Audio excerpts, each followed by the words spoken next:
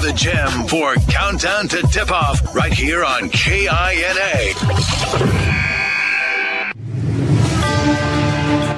After a solid showing at the Sterling midseason tournament last week, Southeast of Saline with another busy week as they come in to protect their home floor here tonight. And it starts with one of three games this week. Tonight, it's the Republic County Buffaloes. Hi, everybody. Welcome into the Purple Palace here on the campus of Southeast of Saline High School. Southeast of Saline, after a solid showing at the Sterling tournament, now back in league play. And they have three games here this week, all in this gymnasium. They'll start out with Republic County tonight, Thursday against Minneapolis, and Friday against Ellsworth. On the boys' side, Southeast of Saline went 2-1. Francis Flax and the guys are back to 5-7 now overall, and their initiative of winning 5 straight games to end the month of January is still intact. They're 2-2 in league play, and they look to complete this season sweep tonight of Republic County.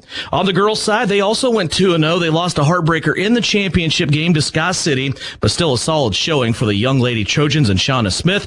They come in tonight in first place in league play. They're 4-0. They're half a game up on Minneapolis. They're 9-3 overall, and they will also try to complete the season sweep tonight of Republic County. It's been 19 days since Southeast of Saline has been in their home gym, and they have only had one game in this gymnasium since December 13th, so they are glad to be at home. Coming up, we'll bring in Tyler Smith. We'll get Countdown to Tip-Off underway. It's brought to you by L&L Advisors for Southeast of Saline Trojan Basketball. Remember, live stream video also starting on SalinaPost.com, and it's brought to you tonight by Salina Ortho. Are you looking for a local brokerage firm to help you with your Medicare, life insurance, and annuities? L&L Advisors is the #1 local Medicare supplement and insurance specialist. Medicare can be confusing. Let the experts at L&L Advisors help make sense of it. Stop by one of 3 locations in Salina or McPherson and speak to an agent about the needs of your family. L&L Advisors, main office at 717 Roach, right off Crawford, and in the Central Mall, Salina, and downtown McPherson. Based on honesty and trust, contact L&L Advisors today. The Appliance Center. It's where you go to shop for washers, dryers, kitchen appliances, furniture, pellet grills, TVs, and so much more. If you are looking for a local family-owned business, visit the Appliance Center. We're in the big red and white building on South Broadway in Salina. Come experience the Appliance Center difference. Mary Maids in Salina offers house cleaning services you can see and feel. Your home is more than just a house. It's where memories are made and moments are cherished. Though life can be complicated, house cleaning shouldn't be. Mary Maids strives to take the stress out of your day so you can live your life your way. With more than 40 years experience and an advanced time-tested cleaning process, they can help you reclaim time with your loved ones. Find Mary Maids on Facebook or check out their website at marymaids.com. During the winter months, we all rack up a lot of miles, especially following the SES Basketball. To be safe on the roads this season, for local and long-haul service of freight and livestock, call Isaacson Truck Line. The Southeast of Saline School District has a long-standing reputation for excellence. This excellence in public education has been a source of great pride and one of the factors contributing to the quality of life in our community. The Southeast of Saline Education Foundation works in partnership with the USD 306 School District and the community that it serves to maximize student potential, thereby creating a lasting legacy, not only for our children, but for our community. The Southeast of Saline Education Foundation salutes the Trojan Sports Program. You're listening to Southeast of Saline Hoops on KINA. KINA Salina. Welcome back here on the campus of Southeast of Saline High School. Devin Haney along with Tyler Smith in the Equity Bank broadcast booth as we get ready for 3 home games. That's right, Southeast of Saline, after not seeing their home gym in quite some time, will be back here 4 home games, 3 of them here on the campus of Southeast of Saline. When you look at some of the numbers that I didn't mention in the stage setter, Tyler, I'm sure you know this as well as anybody. 19 days since the last home game here at SES, and since December 13th when they played a Thursday game against Smoky Valley here, just 1 game since December 13th. Here in the home gym. First of all, it'll be good to be back, but also it's a busy, busy week for Southeast once again. After playing in the Sterling tournament last week, 3 road games the previous week before that, they have 3 home games here, and they'll start tonight with Republic County. Thursday, a makeup game with Minneapolis. That should put us back good as far as games needing to be made up. And then Friday, of course, Ellsworth will be on campus to finish out the month of January. What a busy month it's been, right? Yeah, it's been crazy. Hey, normally you want to set up your post-tournament week, pretty light. You'd like maybe a Friday night game, and that's it. But you're seeing Southeast now come into 3 games and 3 huge games, 3 league games. So we got through that midseason tournament. You learn, you grow, you go from wherever. But now it's the task in hand is winning the league again. And there's 3 league games, and let's be honest, 2 of 3 of that they're all huge. They're all super impactful. But 2 or 3 of these are against huge opponents that can do some big things. So it's the 3rd straight week that it's going to be a huge week for these Lady Trojans. Let's take you through the league standings as they sit right now. League standings brought to you by Dr. Andrew Westbrook at Maury Clinic Sports Medicine. He has a walk-in clinic that you can visit 2 days a week. Dr. Andrew Westbrook at Maury Clinic Sports Medicine. League standings look like this coming into today. Southeast of Saline's girls set atop the NCAA by a half a game. They're 4-0 in league play, 9-3 overall. Minneapolis 4-1 in league play, 9-2 overall, right there along with Southeast of Saline. Ellsworth at 4-2 in league play. They're 8-4 overall. They're still a player and can't be overlooked yet, as is Beloit, 4-2 in league play, 7-5 overall. Then you have Sacred Heart at 2-3 in league play, 4-6 overall. Republic County a 1-5 in NCAA play, 3-9 overall. And Lions in the bottom of the girls standings, 0-5 in league play, 2-10 overall. We'll go ahead and check the boys standings as well. I'm sure we'll look at them again later, but right now, Beloit coming in to a big game tonight. It's in Salina and it's against Sacred Heart. Those 2 teams right now undefeated in league play. Beloit does have a half a game on Sacred Heart. They are 6-0 in league play. Sacred Heart 5-0 in league play. Beloit 9-3 overall, but the Sacred Heart Knights still yet to experience a loss so far in this basketball season. They're 10-0, and that game between Beloit and Sacred Heart is being streamed tonight live on SalinaPost.com, brought to you by Salina Ortho. In 3rd place, the Southeast of Saline Trojans, who have caught a little bit of positive momentum here lately. They're 2-2 in league play, 5-7 overall, and you heard the initiative from the Sterling tournament that Francis Flax and his guys have, and that is to win the last 5 games of the month of January, finish on a 5-game winning streak. If they can do that and go 3-0 this week, they will go into February with a winning record for the first time this season at 8-7. Right now they sit at 5-7. Minneapolis at 2-3 in league play, 3-8 overall. Lions at 2-3 in league play, 6-6 overall. Ellsworth 2-4 and 5-7.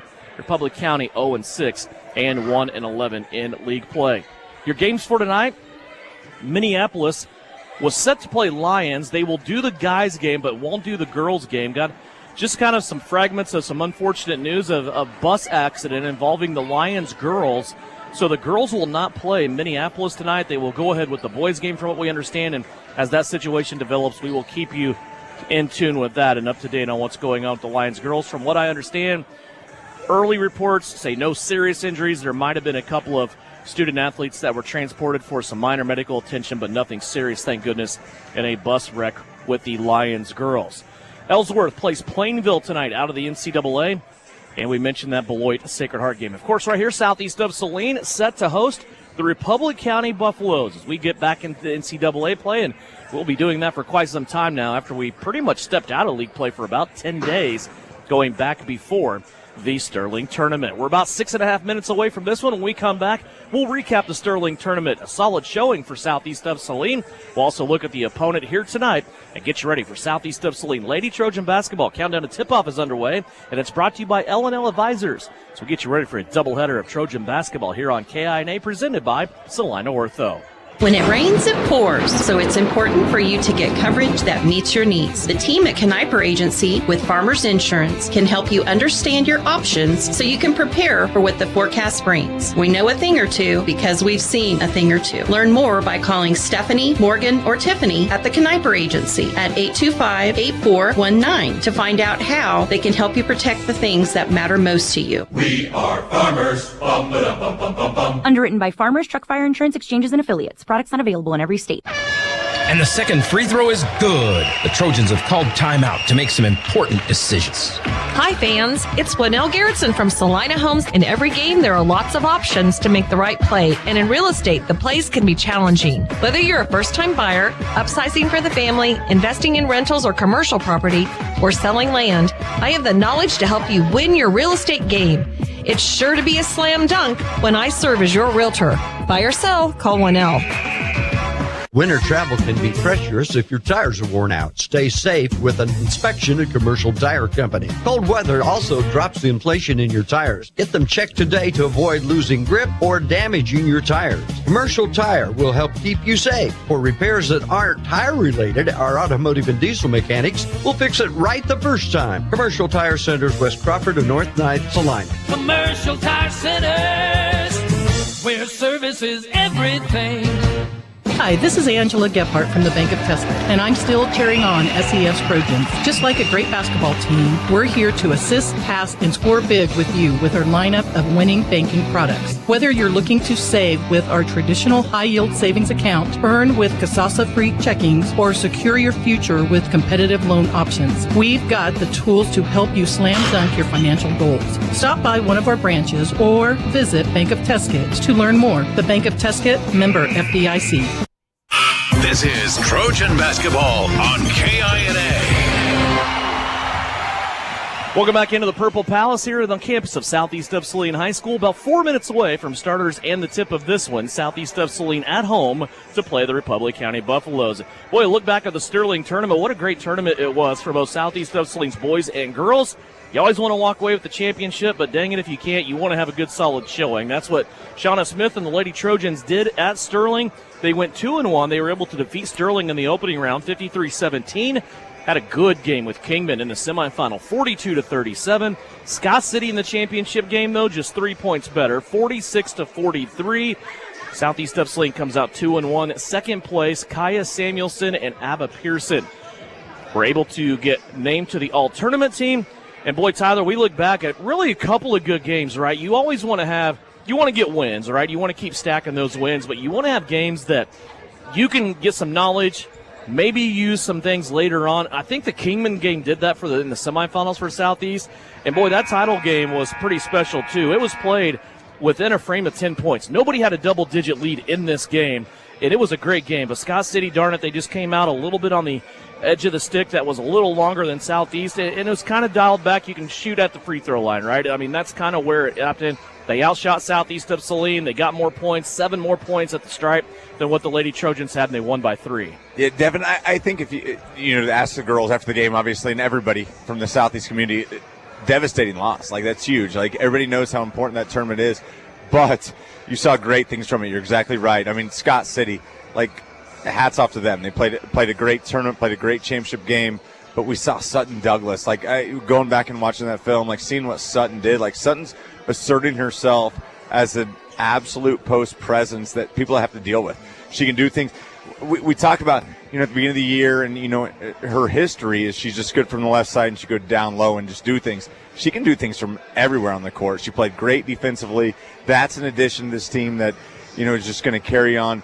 And, Coach Stock here, any loss that doesn't end your season that you can learn from is a good loss. And I think that's a loss that Southeast learned a lot from. There were some issues, but Scott City played great. And like you said, it came down to the free throw line. And that's something that we've relied so heavily on. We've been very fortunate to have great free throw shooting. I think came into the game shooting about 68%. That game, 8 for 18. Like you said earlier, that's around 40%. That's not going to win you championships, and that's where the issues were. Everything else was fine. I mean, you played well. You just got to tip your cap to the better team on the night, and you just carry on. Southeast of Saline now on the girls' side. As I said, they're sitting a half a game in first place above Minneapolis. They'll get to settle more of that with the Lions later this week in that makeup game on Thursday. But a 7-game winning streak that was assembled there. Of course, now they come in off of a loss. See how they respond over that. Just what I love, though, when you look at Southeast of Saline and their win-loss comparisons throughout the last few seasons, you are hard-pressed to find a Shauna Smith squad that loses 2 games in a row.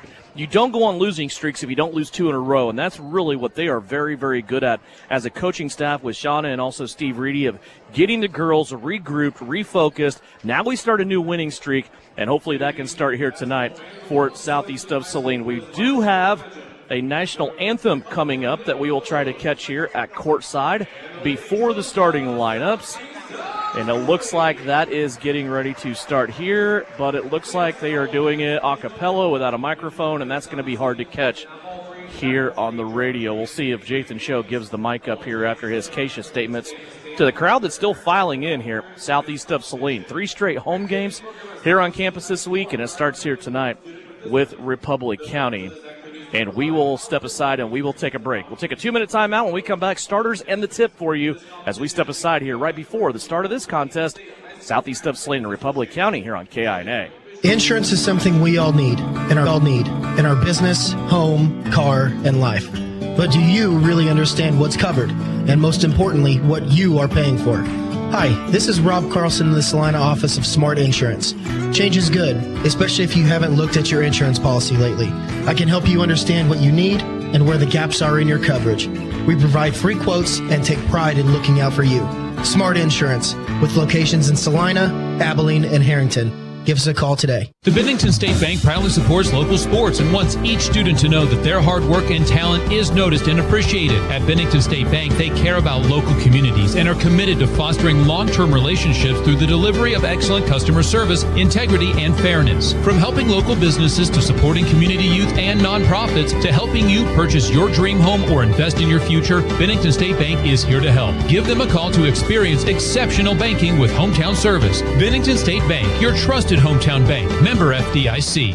At Maury Clinic Sports Medicine, we are available when you need us most. I'm Dr. Andrew Westbrook, and I am the sports medicine physician at Maury Clinic. I see patients of all ages and help them come back stronger than ever. From broken bones to joint pain, my team and I are committed to help you do more. For those with sports injuries, come see us at our sports medicine walk-in clinic Monday and Thursday mornings from 8 to 9 a.m. Prevent, recover, and strengthen so you can perform your best. Maury Clinic Sports Medicine. Make your move with confidence.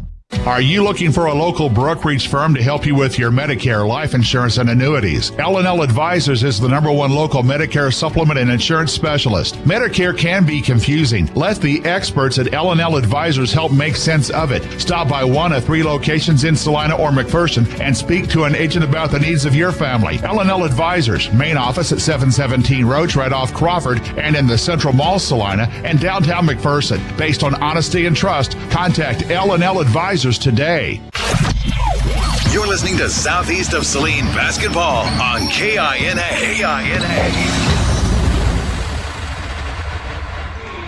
Back here southeast of Saline, time now for your starting lineups for tonight's game. It will feature first the Republic County Lady Buffaloes. They come in 3-9 on the season.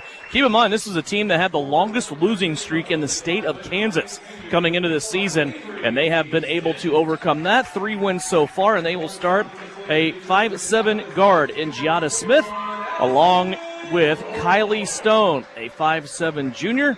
5'7" junior Talon Melton also in the starting lineup, along with Dakota Peters, another 5'5" junior, and a senior is Avery Stint. Stint is their leading scorer, 15 points a game, also 6 rebounds per contest for the Republic County Lady Buffs, who come into this game 3-9 on the season. For southeast of Saline's Lady Trojans, under the direction of Shauna Smith, assisted by Steve Reedy and Kylie Holmes, they come in 9-3 overall, 4-0 in league play. They will start senior Addison Rohr, a 5'7" senior, 2.5 points, 4 rebounds, and an assist per game. Abba Pearson is a 5'7" junior, 10.6 points a game, 4 rebounds, and 2 assists. Sutton Douglas is the team's leading rebounder, 6.5 points, 5 rebounds a game.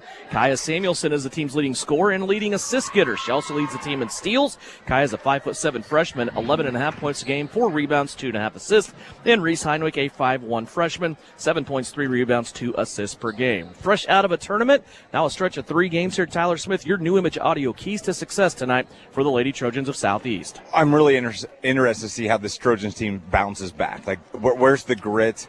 Like, you lost a game, big deal. It was a big game, right? It was a championship game, the tournament that meant a lot, to the team. But you didn't play bad. You just didn't hit free throws. I mean, that's when it comes down to it. You just didn't, you from the charity stripe, you weren't great. That's the only downfall I can really see from that tournament. Everything else is fine. So it's trusting the process tonight. It's about getting early buckets and getting good defense, putting a lot of pressure on, trusting the process, and again, start this snowball again. Let's see how big this snowball can get as you go into a big week of league play.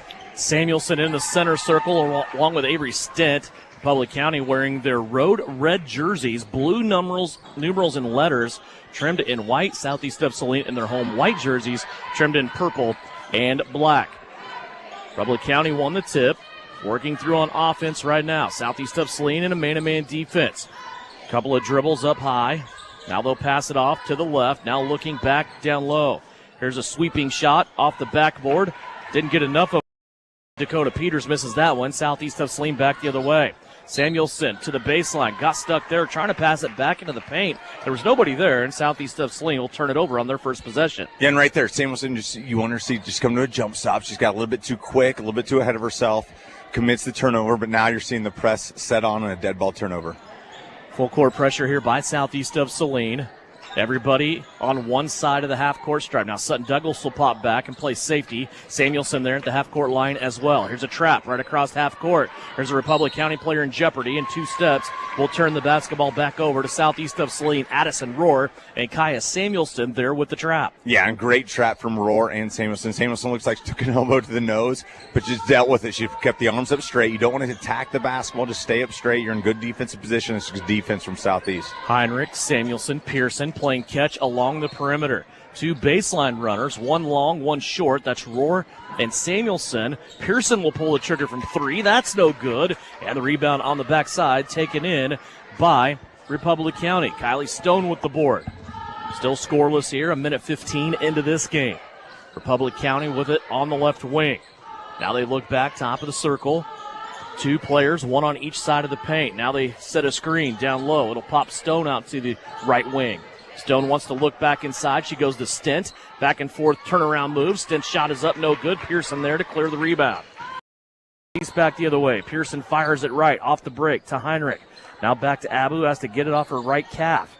Back over to Pearson, now Heinrich. Heinrich head and shoulder fake. Now she wants to get to the free throw line. Dumps it off opposite side to Samuelson for 3. That one's off the heel, no good. Pearson, though, with an offensive rebound. She's in a crowd. She'll be fouled. How about Pearson inside, getting some offensive rebound looks, and now she will get 2 looks from the free throw line. Yeah, great job for Pearson. Just great positioning, first of all, to gather that offensive rebound. It just goes up strong. Kind of hesitated to understand the contact was coming. Good job from Pearson to go up strong. Kylie Stone on the foul. That's the first team foul. First foul of the game for either team. Abba Pearson gets the first points of the game for Southeast of Saline from the stripe. And Devin, it's always interesting the second time you go through this loop, right? Like there's some teams, just because of the weather, we haven't played yet, but now the second time you played Republic County, they know how to guard you. They know how to play. They're going to try to slow things down. They want to make this game as ugly as possible. They're not going to take, any quick shots. They want to break the press, as they did right there, but they want to slow things down. So how do you attack that if you're Southeast? And Southeast wanting to force the tempo the other way. That way they're putting their full court pressure on. They get a shot. County, it misses. Here's the rebound. Addison Rohr back the other way up the right-hand sideline. Pearson has it. Now she's directing traffic. She'll swing it back through Rohr over to Heinrich on the left. Short corner now. Sutton Douglas, her first touch. She'll go under the basket to Rohr for a jumper from the opposite side along the baseline. Addison Rohr gets 2. Yeah, I love seeing Rohr getting off getting the shot off early from the baseline right there. Foul on Samuelson with that press. Just didn't take that sideline away. It's a good call from the official. But again, you get Rohr going from that mid-range jumper. I want to see her take more of those shots. A lot of times she's left open, and we're going to see more teams double-team Sutton, especially with the success she's had in the last couple of weeks. Rohr's got to be able to hit that 5 to 10 footer. She did it right there. Agreed. It's such a great shot, too, when it goes in. I mean, that one couldn't have been any more accurate. First substitution of the game. Sutton Douglas will take her first break as Reagan Durant checks in. The sophomore, good tournament for her out in Sterling as well. Republic County trailing here early on. It's 4-0. Southeast of Saline jumping out to an early edge. Southeast pretty tenacious here defensively. They haven't given up an open shot yet.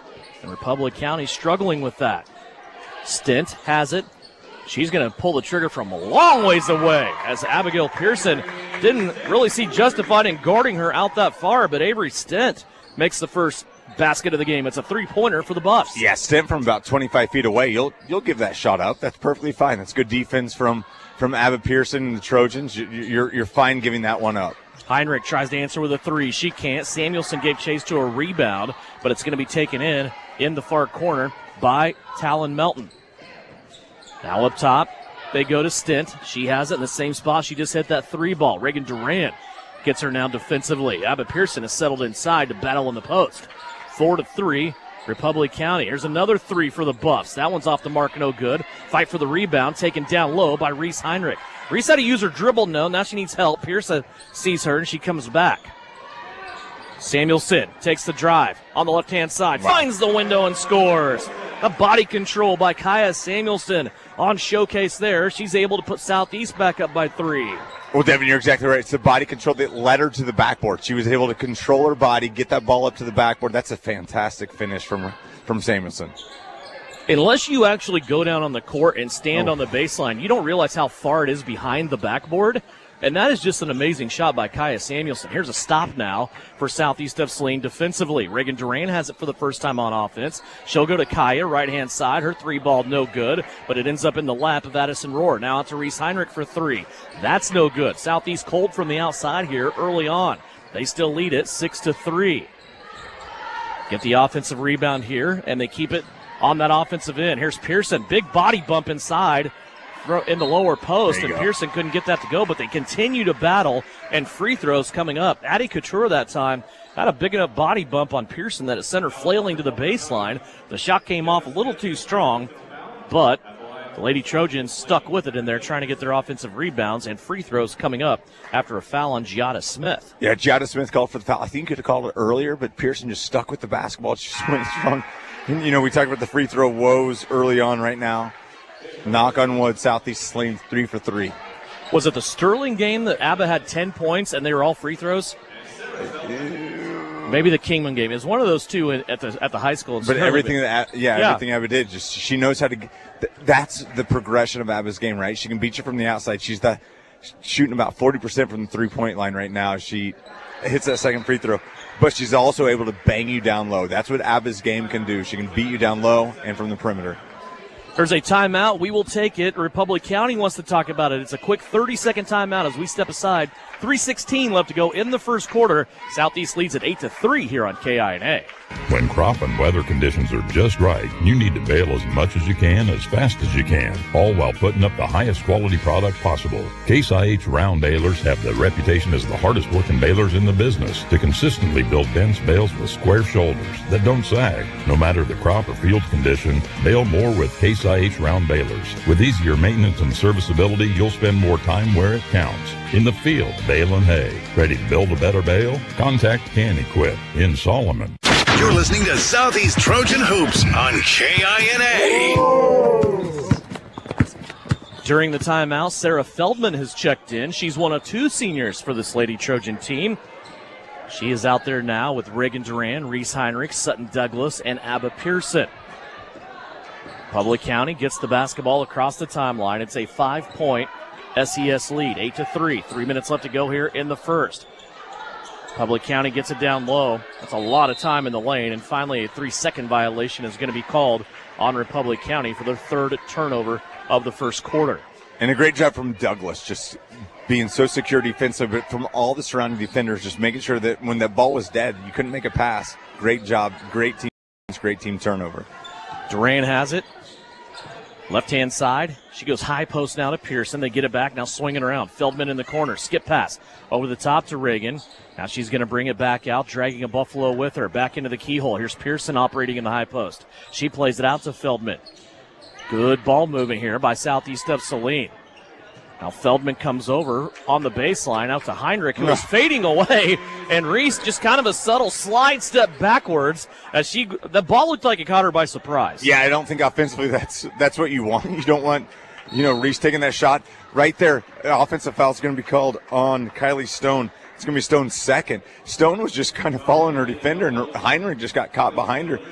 This is something when you know that players are watching basketball. Heinrich sold that. Was it a foul? Mm-hmm. Potentially, but Heinrich sold that foul. The body went flailing. It's a great job. That's just great gamesmanship from Reese Heinrich to draw that foul. Yeah, a very intelligent play, getting another foul. This on Kylie Stone is her second. There's Douglas inside. A pass up over the top of the rim goes to Abba Pearson, and Pearson cashes it in on the backside. Give her the benefit of the doubt there, right? There you go. Creative pass from Douglas to Pearson. 12-3 our score. Southeast continues to pull away. They have given up 1 field goal. Sutton Douglas nearly had the takeaway. There as she is guarding Avery Stent up top. Now they'll switch off. Stent will come down low. She'll get the attention of Abba Pearson. Stent's teammates out top, struggling with the basketball. Now they'll skip it over from right side to left side. Back into the hands now to Avery Stent. Remember, she hit that long three midway through this quarter. That's the only points right now for Republic County. Frankie Snap has it, top of the circle. Now she'll go left. Zelma Simpson. Here's a runner by Simpson, goes out of bounds, and it will stay here with Republic County. Kaya Samuelson, she'll check in. She comes from the scorer's table to give Reese Heinrich a break. 1:15 left to go here in the first. Yeah, and good defense from Heinrich right there, I guess, to get the deflection. We'll give her a block shot, on our end of the book. If we're going to give the ball to Republic County, see right there, nice finish again from Stent. You just run a little rub game right there on the inbounds play. Stent's dangerous. Yep. But the good thing for Southeast is if you can contain Stent, there's not a lot of other dangerous players. Here's a crossover. Samuelson, she ripped it through, was able to get a shot up, and she will go to the free throw line. Kaya Samuelson showing some strength there in her efforts to get that ball back to the rim. So a footnote on Avery Stent. I know this is kind of fluid because there is still a makeup game that Republic County has to get in this year, but if they get in 21 games, and you do the math, if Avery Stent averages 14 points a game for the remainder of the season through 21 games, she will become a 1,000-point scorer at Republic County. Well, and good for her, because that's a name that we talked about a lot as we see 2 free throws go in. I mean, obviously this free throw percentage is going to be spectacular tonight after the gong show that was, the championship game. But Avery Stent's been a girl that's stuck with this program. She's fought her tail off. I mean, watch her play. Like she's all about Republic County. You got to love that if you're a Republic County fan, and you got to love that if you're a high school just sports fan. I mean, this girl stuck with it, busted her tail. Great softball player as well. I mean, just does all the little things to help her community out. Stent in a trap along the baseline. They're going to call a foul here on Southeast of Saline. Referee eyeballing Reagan Duran or Kaya Samuelson. He's going to give it to Duran, and for Reagan, that will be her first. For Southeast of Saline, it's just their second team foul. Samuelson and Duran each have one. Now here's a loose ball. It's going to be ran down, though, and protected by Giada Smith, and now it goes out of bounds on the far side. Fourth turnover in the opening quarter for Republic County. At least 21 seconds for Southeast of Saline to maybe build a double-digit lead here. Right now they're up by 9. It's been their biggest lead of this game thus far. They have the basketball here to finish out the first. Clock down to 14 seconds. Reagan Duran has it. She floats to the left, now comes back right. Pearson. Clock down to 9. Samuelson looks at Shauna Smith. Now she starts the motion. It's to Feldman. Now to Kaya. Now 3 on the clock. Here's Pearson. 4-3. And Southeast of Saline finishing the quarter like we've seen them do so many times this season with a 3-pointer at the buzzer. And Southeast of Saline goes in to the second quarter with a 12-point lead. 17-5. Southeast with a lead by a dozen. As you're listening to Lady Trojan Basketball on KINA and watching live stream video on SalinaPost.com, it's presented tonight by Salina Ortho. You're telling me your driver can turn you on remotely? It feels so good. One gentle touch of a handy remote or mobile app and my motor's running. And don't fret, my little pickup pal. New Image Audio installs these inside trucks too. Oh, yeah. You'll want it when the winter chill hits. A remote start from New Image Audio for cars, trucks, even diesels. All systems remote and cell phone capable. Nationwide coverage. Get yours at New Image Audio on South Broadway. In Salina. Whether on the field, court, or operating room, experience matters. A coach loves an experienced team just like a patient values an experienced doctor. Salina Ortho has ABOS board-certified physicians. To see one of their trusted physicians, visit salinaortho.com. Come see Salina Ortho. Your voice, your choice. Past, present, and future. You're listening to Southeast of Saline Basketball on KINA.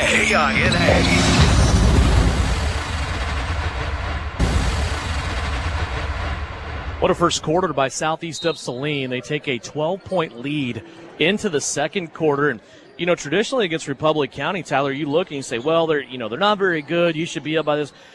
Republic County played well. That was as solid of a first quarter for Southeast as what I've seen in a while. I mean, and it's hard to play sometimes against a team that's a challenge to go against in that nature. You get what I'm saying there. But, Southeast was sharp in that first period. Yeah, normally you see it from a bucket and then press. You haven't seen a lot of that. There hasn't been a lot of buckets and just, getting easy buckets on the offensive side from the press. So, yeah, you're seeing the ball flow around a little bit. You're seeing shots from the inside and the outside. You're seeing the offense flow around. This is what you need to see. And, again, I think we're still all on a downer from, losing, the Sterling Invitational Tournament. But, again, nobody played bad that week. Again, Abba right there. Abba's stuck in a corner. Abba just throws the basketball right there off Avery Stent. She knew she had nowhere else to go. Abba Pearson has established herself as a leader of this team. I mean, we've seen what she's doing on the rebounding side, defensive side, scoring inside, outside, doing all the ugly stuff right there. Ugly thing keeps possession of the ball for Southeast. 17-5 our score. Southeast still working on the opening possession of the second quarter. Pearson with a long look on the high post to Sutton Douglas. She'll play it, though, to Samuelson. Now get it back on the right-hand side. Here's Addison Rohr down low. Extra pass to Douglas. She was bounced off her shot with a big body bump of the defender that time, and that one came up too strong as well. Republic County pulls it away. Yeah, great defense from Republic County. Just they float around. Good body on Sutton. Sutton just couldn't make the easy layup because of the contact. Stent dumps it in to the low post. A couple of dribbles and a drive to the right-hand side, and Addie Couture will make this shot. She will also be fouled and have a chance at the free throw line to complete the three-point play. Yeah, it was Couture on the other side that played really good defense on Douglas, and then coming back down here, a lot of contact. They're going to call the foul down here on Douglas. Douglas's first nice finish from Couture. First free throw is up and good. There's not been a missed free throw yet in this. Saline went 6 of 6 in the first quarter. That was Republic County's first make. Douglas this time gets it again in a crowd of Republic County buffs and has it miss off the rim back into the hands of Republic County. 17-8 our score. Republic County on a little mini run here after having 3 points their last trip down.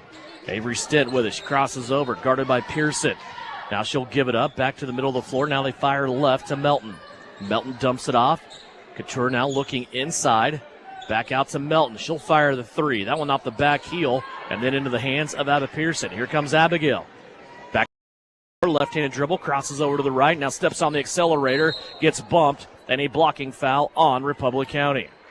And there you go. It's Pearson just attacking. Like, she understands when the defense is out of shape, they're not ready to go, and she just did it right there. I mean, that's exactly what Abba does. Abba thinks she's shooting free throws. It's going to be called on the floor, but just a great job from Abba attacking an unstructured defense right there. She hit a different gear that time, and just the whole development of that play and what she did, that's kind of the next step of Abba Pearson, right? That's as we see her evolve. That's what she's been able to bring to the table this year that she didn't have in the past. Here's Samuelson, a three-pointer off the inbounds. That won't go. Rattles out. Southeast of Saline has just hit one shot beyond the arc so far in this game. 17-8 is our score. Here's a steal. Reese Heinrich takes it away. Number 5 for Republic County. Up the floor, Duran. Into the paint, Rohr. Back out to Heinrich. Now to Duran. Reagan's three. Too strong to the corner. Pearson gets the rebound. Pearson now looking back into the free throw line. Here's Duran. She dumps it off. Beautiful pass down low. Wow. Addison Rohr with the basket. She has 4. And what a look from Reagan Duran. That's a precision pass brought to you by Everhart Precision Ag. Yeah, that ball hit 4 or 5 Trojans' hands before it finished up in Rohr's. Nice finish from Rohr with a lot of contact. Just a great finish from the senior. You almost go no, yes with Reagan on that play, right? Because you wanted her to take that open jumper, but then you let it develop 2 dribbles, and she's getting a layup from Addison Rohr. It's a great play by Reagan Duran the other trip down low, and now an air ball. Republic County will give it back to Southeast of Saline. And that's the thing. We're seeing the ball flow. We're seeing it move around offensively. And again, Republic County is a team traditionally, you can just score a bucket and press, but we're seeing the offense flow a little bit. And I think that's something Shauna Smith wants to see. Didn't have a lot of success against, Kingman's zone and their defense. You're always relying on your athletes. So what happens if your athletes can't be athletic because you're stuck against the zone? And this is always a good test when you're seeing this 1-3-1 extended zone from Republic County. Pass between the 2 freshmen, batted out of bounds. It will stay here with Southeast of Saline. Yeah, as you touched on once again, it's that extended 1-3-1 look here for Republic County. Reagan Duran off to the left. Samuelson with a big ball fake. She'll go into the paint to Pearson. Now a skip pass, Heinrich. Over to Addison Rohr. She gets to the basket and leverages a defender out of the way. Missed the shot. Duran in there at the rebound, was fouled. Nice job there by Reagan Duran. Yeah, Duran really fortunate. I think Frankie Snap's going to be called for that foul right there. But Duran needs to get that ball and just go straight up. You know, you can talk about this, whatever youth team you coach. Never take that power dribble. Just catch that offensive rebound and go straight back up with it. Duran got fortunate. The foul's called on Snap. Heinrich off the inbounds. Three-pointer goes down. Reese for three. Just the second made three-pointer of the night for Southeast of Saline, and it extends their lead to 14. Yeah, and it doesn't matter how this team's ever shooting, they're still going to have the confidence to take those shots off inbounds and off set plays. And right there, a set play was dialed up for Heinrich. Big-time three for Heinrich. 22-8 our score. Republic County for three. That won't go. Ball being batted around. Now it's going to be secured, and a foul called as Frankie Snap was hugging the basketball. Yeah, it's a tough foul call, right? Snap did a great job. Like, I don't want to say anything that she did wrong. She grabs the rebound, starts swinging the arms. Looks like Addison Rohr right there just tried to touch the basketball. The elbow was thrown out of the way, and foul's going to be called on Rohr. Southeast has 14 fouls here in the first half. All of them, though, on individual players. 4 different players with one foul. So they've done a good job, once again, separating those out. Nobody getting in early foul trouble here. Here's a steal. Reagan Duran takes it away. 7 now for Republic County. Here's Pearson, secondary break, had a three, but she'll go down Broadway. Try a left-handed shot. It won't go high off the glass. And a rebound taken in here for Repco. Dakota Peters has it back the other way in a quick moving second quarter. 3:28 left to go here in the quarter. High post, Republic County gets it in to Zelma Simpson. Now over to Stent on the right-hand side. She's trying to get around Reagan Duran. Duran there being a pest defensively. Yes, without a doubt. And this is great seeing Duran. I know that there's no emphasis on Stent, but it's great seeing that on-the-ball defense right there from Duran on Stent. Here's Sutton Douglas with a stop. She also gets the rebound for Southeast of Saline. Pearson up the floor. Between her legs with the dribble, now hands it out to Feldman. Feldman now goes to Samuelson. Back to Sarah Feldman on the right-hand side. That ball's going to be popped up.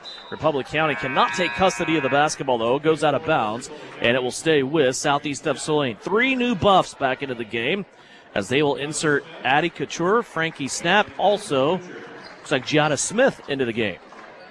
Well, Devin, on that deflected pass from Sarah Feldman, I want to see her take that shot. Like, Feldman, yes, gosh, she gets the feet going. Like, just see her play with more confidence. I think that's one thing. The more time that she's going to get, play with confidence, Sarah Feldman. You can hit that shot any day. It's right there. That's confidence. Kaya Samuelson buries the 15-footer. She doesn't see a shot. She does not see a shot she doesn't like, and she works herself into good shots. It's a great finish from Samuelson. I go back to what you said about Feldman. She's passed up a couple of good looks here in this game so far that I would like to see her take as well. 24-8 our score. It's a 16-point SES lead. They just continue to chip away here. Solid defense, good offense, building a 16-point lead with 2:12 left to go here before halftime. Avery Stent in the middle of the paint.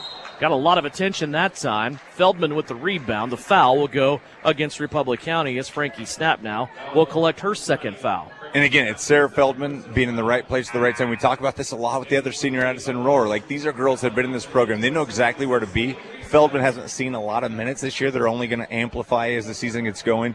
But Feldman's always in the right spot. Great offensive rebound. Got that foul called in Republic County. Just Feldman grabbing the ball. Great job. But let's see some more aggression offensively from Feldman. Use that stroke. She got a great shot. Oh. Yeah, great look cross court from Duran. I have no idea how that pass got through. Great finish as well from Douglas. We talk about the evolution of Pearson. Boy, Reagan Duran is on the track as well, right? A year behind, but boy, we can see her development continuing to increase. Yeah, without that, it's just a different role this year for her, and she's doing a great job just accepting that role and doing it. As you see, just dive on the floor. 26-8. I think Reagan Duran definitely one of the leaders on this team in Floorburn stats. 100%, Devin. And that's one thing that Reagan is understanding. Like, there's a different role for, this year rather than last year. You need her to do those things. And offensively, she's doing the things you need her to do. But what she's doing defensively is just creating havoc for other teams. Three-pointer top of the key, Republic County. That misses badly, goes out of bounds, and Southeast of Salina will get it back. 1:16 left to go. Here at halftime, when we hit the buzzer, we will check stats from the first half. Also have a visit with Francis Flax. We'll get his thoughts on the performance at the Sterling Tournament for the Southeast of Saline boys and their initiative that is continuing of winning 5 straight games to close out January. Get all those thoughts coming up here at halftime. 1:10 left to play here in the second quarter. 26-8, Southeast of Saline with the basketball and the lead. Baseline, Sarah Feldman, who has checked back in. Now back to Reagan Duran. She'll set Feldman up for that 3. There it is. And man, we look smart when she lets us. Gosh, we do. Sarah Feldman with a 3. She becomes the 6th Southeast player to score in this first half. Yeah, I love seeing Feldman just catch that ball in rhythm. Sweet stroke. Nice finish from Sarah Feldman. Avery Stent down low, a little back and forth move. She had Reese Heinrich pinned, and that will go in for Avery Stent. She will also get a chance at a 3-point play. Well, if you want to know how to be a 1,000-point scorer, watch what Stent just did right there. She understood she had a mismatch right there with the undersized Heinrich, and Heinrich played great defense right there, but Stent just continued to keep her body in position. Nice finish from Stent. Got herself to the free throw line for an and-one opportunity, which she hits. 8 points now for Avery Stent, 29-11. 38 seconds left to play. Feldman on the right wing with the basketball. Tried to bounce it to Pearson. Nearly stolen away, but Abba's going to keep it here for Southeast of Saline. Now a ball again poked away. Boy, Jada Smith creating all kinds of havoc up top, and eventually it's going to be a double dribble call against Southeast of Saline. And here's a stat for you, Tyler. Unofficially, that's just their second turnover of the first half. But you're right. It was Jada Smith. Just did a great job at the top of that 1-3-1, just creating absolute havoc. You know, there's a couple balls that could have gone Republic County's way, and she caused a turnover right there. Buffs with a 3 on the right wing. That won't go. Rebound Addison Rohr. 14 seconds left to play. Into the hands of Reese Heinrich, middle of the floor. Reese looking right. She wants Reagan Duran. There is Reagan. Now baseline to Addison Rohr. Back to Reagan Duran, but it's popped up, knocked out of bounds by Republic County. 4.8 seconds left to play. And Devin, I can see without looking at Coach Smith, I'm not going to do it. That was not the right play call from Duran. We know what's going to happen. We're going to throw that baseline pass. There's going to be a screen, and now there's just no time to do it. But the leader Pearson misses the 3, but a little miscommunication on that last second play. Abba still had a chance for that shot to go down. It thought about it, but rattled off the last second. That'll bring us to halftime. 29-11 is our score. Southeast of Saline leading this one as we hit the break. It's brought to you by Knopf Auto and Truck Accessories. When we come back, numbers from the first half. We'll also have a sit down with Francis Flax, talk about Southeast of Saline Trojan basketball. We are at the half. 29-11 is our score. Southeast Trojan Basketball brought to you by Salina Ortho. Knopf Auto and Truck Accessories. Everything to bling out your ride in one place, including top quality lift kits, wheels and tires, bumpers, Jeep accessories, fender flares, bed covers, bed liners, step bars, even custom painting. Knopf Auto is the and soil dealer and has many synthetics and filters in stock. Visit Knopf Auto on Facebook for specials, great ideas, and let them make your truck stick out in a crowd. Knopf Auto and Truck Accessories, supporting the Southeast of Saline Trojans.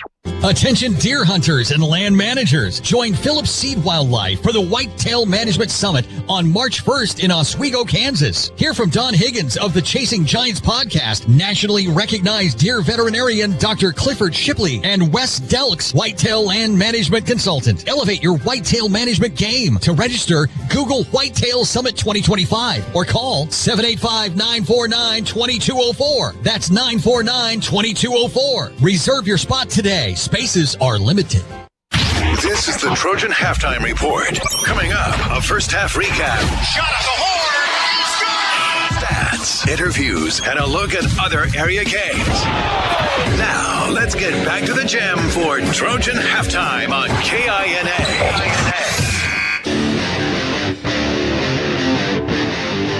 Welcome back to halftime. It's brought to you by Knopf Auto and Truck Accessories. 29-11 is our score. Southeast of Saline started out with a 4-0 run.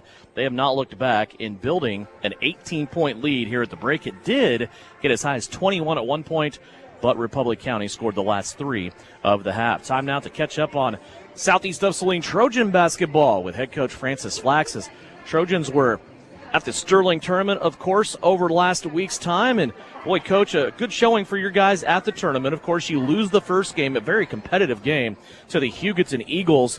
You get bounced to the consolation side of the bracket, and there you took care of business. Didn't have a close game on the back side of the bracket. You come out with the goal of 2-1. That's what you wanted to get if you weren't getting a championship. You wanted to come out with a winning record. That's what happened. What were your overall thoughts about the tournament in Sterling? Well, excuse me. Of course, I would have liked to have won the first game, which you always do. But in this case, we came a little short. We played a pretty darn competitive game, and we're right in there and made a couple mistakes that they cashed in on, and we were unable to finish. But the next two games, I don't think there was any doubt from the time we walked on the floor, to tell you the truth. And that's what I like about the guys. Their resolve was really good. It wasn't like, oh, we got to play in the losers bracket. Yeah. Just salvage whatever you can salvage out of the consolation bracket. And I got to watch a lot of basketball last week, of course, and, you can make the case that definitely just as far as team and what you guys did on the backside, I think you were definitely a part of the top three in that tournament. Of course, Scott City and Sterling, very good. They played in the championship. But let's talk about that last game you had against Smoky Valley. That was a game, unfortunately, because of scheduling and personnel, we were unable to cover. But you went over to the high school gym, and I don't remember the boys playing much in the high school gym. I know there's been a couple, but it's been a while. 48-32, you get the victory over Smoky Valley for the second time this season. Gave up 8 points in the first half. Yeah, well, they scored the first 5 of the game. They hit a 3, and then we fouled them, and they scored 2 free throws. And then, you turn around, and it's just, we just ran away with it. But in the second half, we didn't play as sharp. We played a lot of guys, which, is good.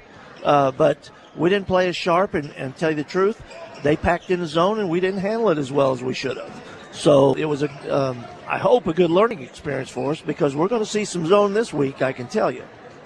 22 points out of Gannon Jacobson. He was your leading scorer, and we always seem to count on Gannon Jacobson and Owen Bailey to get into those double digits. That was not the case, though. Owen only had 4 points in this game, but Tiernan Potachik was able to step in with 16 points. Was it just that type of game for Owen, or did he get all shot out winning the three-point contest? Well, he did win the three-point contest, which was amazing, because the kid from Sterling hit 24 in the second round. Yeah. But, he missed a few shots, but he didn't take a lot of shots. Yeah. He did a lot of other things, and that's what we have to see out of him once in a while. He can't be one-dimensional all season long. But getting back to Tiernan and Gannon, those guys, you just count on Gannon every game, and Tiernan's just getting better as the season goes. Yeah. This throwing him in there early in the season was one of the better moves that we've made. Yeah, his evolution and development. We've talked about this with a few of the girls on Shauna Smith's squad, but Tiernan Potachik definitely just showing up at the gym every night, watching him play and seeing what's next for him as a sophomore has been an exciting adventure as well. Overall, what'd you like out of your team? It was good experience at Sterling. Do you think it kind of puts you in the right spot now for the home stretch? Yeah, you coming out of there the last 2 games with wins, that gives you some confidence. And, our goal was to have 8 wins, well, it was second semester, by the end of January. And then we'll reset for a lot. The last 10 games of the season, you're going to see the Trojans playing at home first game of Sub-State. Yeah, that initiative that you spoke of equates to 5 straight games now to end the month of January. That includes the 3 here this week. You started here tonight with Republic County. This is the second time now you've been able to see Republic County this year. Back in the first meeting was our first game of 2025. That was really the first time that we saw Gannon Jacobson probably well rested for the first time since football season got over. But, boy, he had some bounce, and you were able to get him near the rim a lot. Yeah, we executed our 4-out offense almost to perfection that night, especially first 3 quarters. And it seemed like every time you turned around, he was at the rim, and he was finishing at the rim. And what that does, that puts a lot of emphasis on him and less on some of the other guys, and let them do their thing. What do you want to see most out of your guys tonight, Coach? Well, I tell you what, the only thing we've been last week I told you we was drilling on a specific thing. This week we drilled nothing but in-your-face man-to-man defense. And we're going to press. We're going to press all over the court, on makes, on misses. It doesn't make any difference. Love it. Good luck. We'll talk to you after the game. Thank you. Francis Flax, head coach of the Southeast of Saline guys. His guys tonight trying to get the season sweep from Republic County. We'll take a minute timeout. When we come back, numbers from the first half. We'll also start third quarter action. Southeast of Saline leading Republic County on the girls' side. It's halftime, 29-11, and it's brought to you by Knauf Auto and Truck Accessories. Trojan fans, it takes fuel to win the day. When you're following our team to show that purple pride, fill your tank with gas and diesel as you're coming or going at our 24/7 pumps. And be sure to stop to get the energy you need with a hot cup of New England coffee or cocoa. Or grab a slice of your favorite Hunt Brothers pizza and snacks. Assyria Oil and Hardware is proud to support the Southeast of Saline community. Located at the corner of Center and Main in Assyria. We'll fill you up. When does normal acute pain become abnormal chronic pain? Chronic pain can be one of two types, nociceptive and neuropathic. Each type differs based on what causes it, what it feels like, and what treatments may relieve it. Neuropathic pain can often be managed by a therapy called neurostimulation or spinal cord stimulation. If you suffer from chronic pain, ask your primary care physician for a referral to the Salina Pain Clinic. Our pain specialist will discuss the right options to manage your pain. Online at salinapainclinic.org. You're listening to Southeast of Saline Hoops on KINA. Back here at Southeast of Saline in the Equity Bank broadcast booth, Devin Haney along with Tyler Smith. 29-11 is our score here at halftime. So far, it has been spread out for Southeast of Saline. Abba Pearson leading the way with 9 points, 6 points for Kaya Samuelson, 5 points for Reese Heinrich, 4 points for Addison Rohr, 3 for Sarah Feldman, and 2 for Sutton Douglas. For Republic County, 8 for Addie Couture. Free throw shooting looks like this. Still perfect from the free throw line in this game. Southeast of Saline 6 of 6. Republic County 2 of 2. Southeast of Saline with just 2 turnovers in that first half. Republic County with only 6 turnovers in that first half. 29-11 the score here at halftime. Tyler, what are your thoughts after seeing one half of play?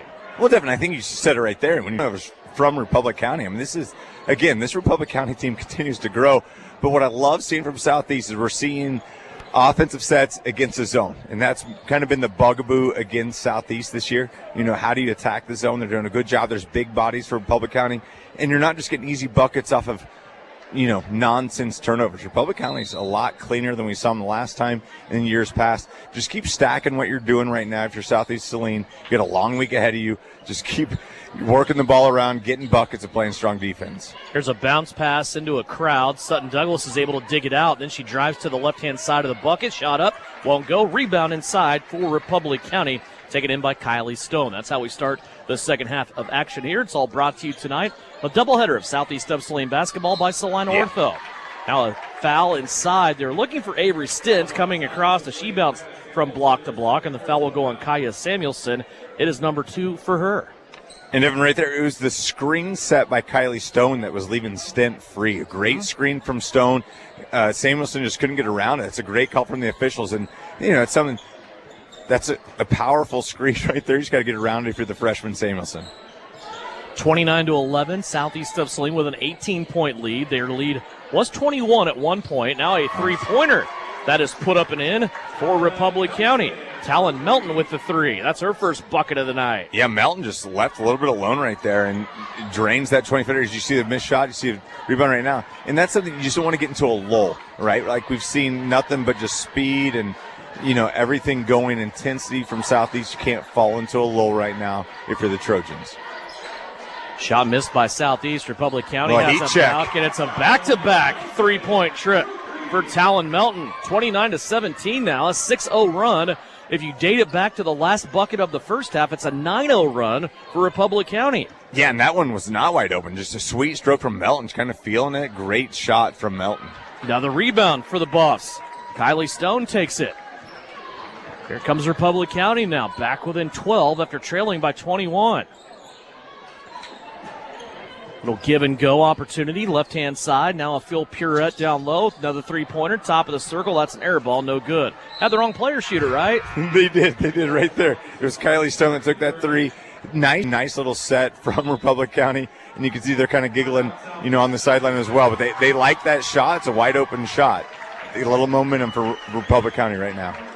Be a 30-second timeout by Southeast of Saline. A chance for us to catch you up on the Bennington State Bank scoreboard. These are all girls' halftime scores. Smoky Valley's girls leading Hutch Trinity 25-15. In NCAA play, Sacred Heart leading Beloit 20-14. Ellsworth leading Plainville 38-16.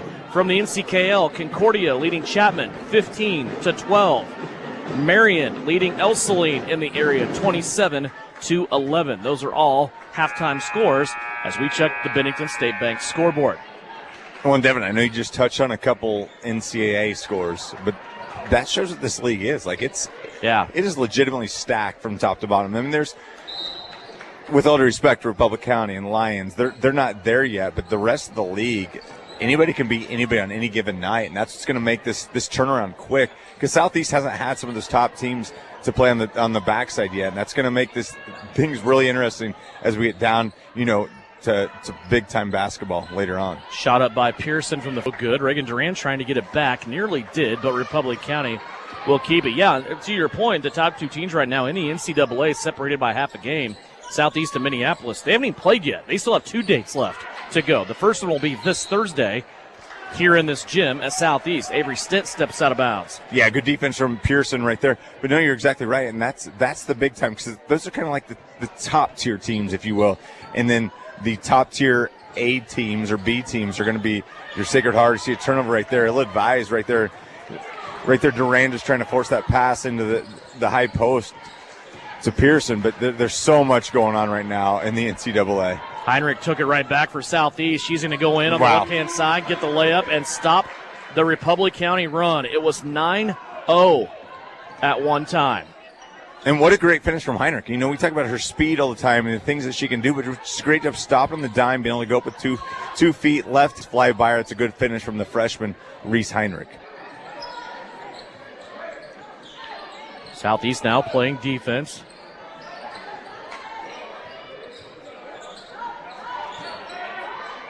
To get it down low to Stint. Now she plays it back out. Gave it up, but she gets it back. Addison Rohr there defensively to check her.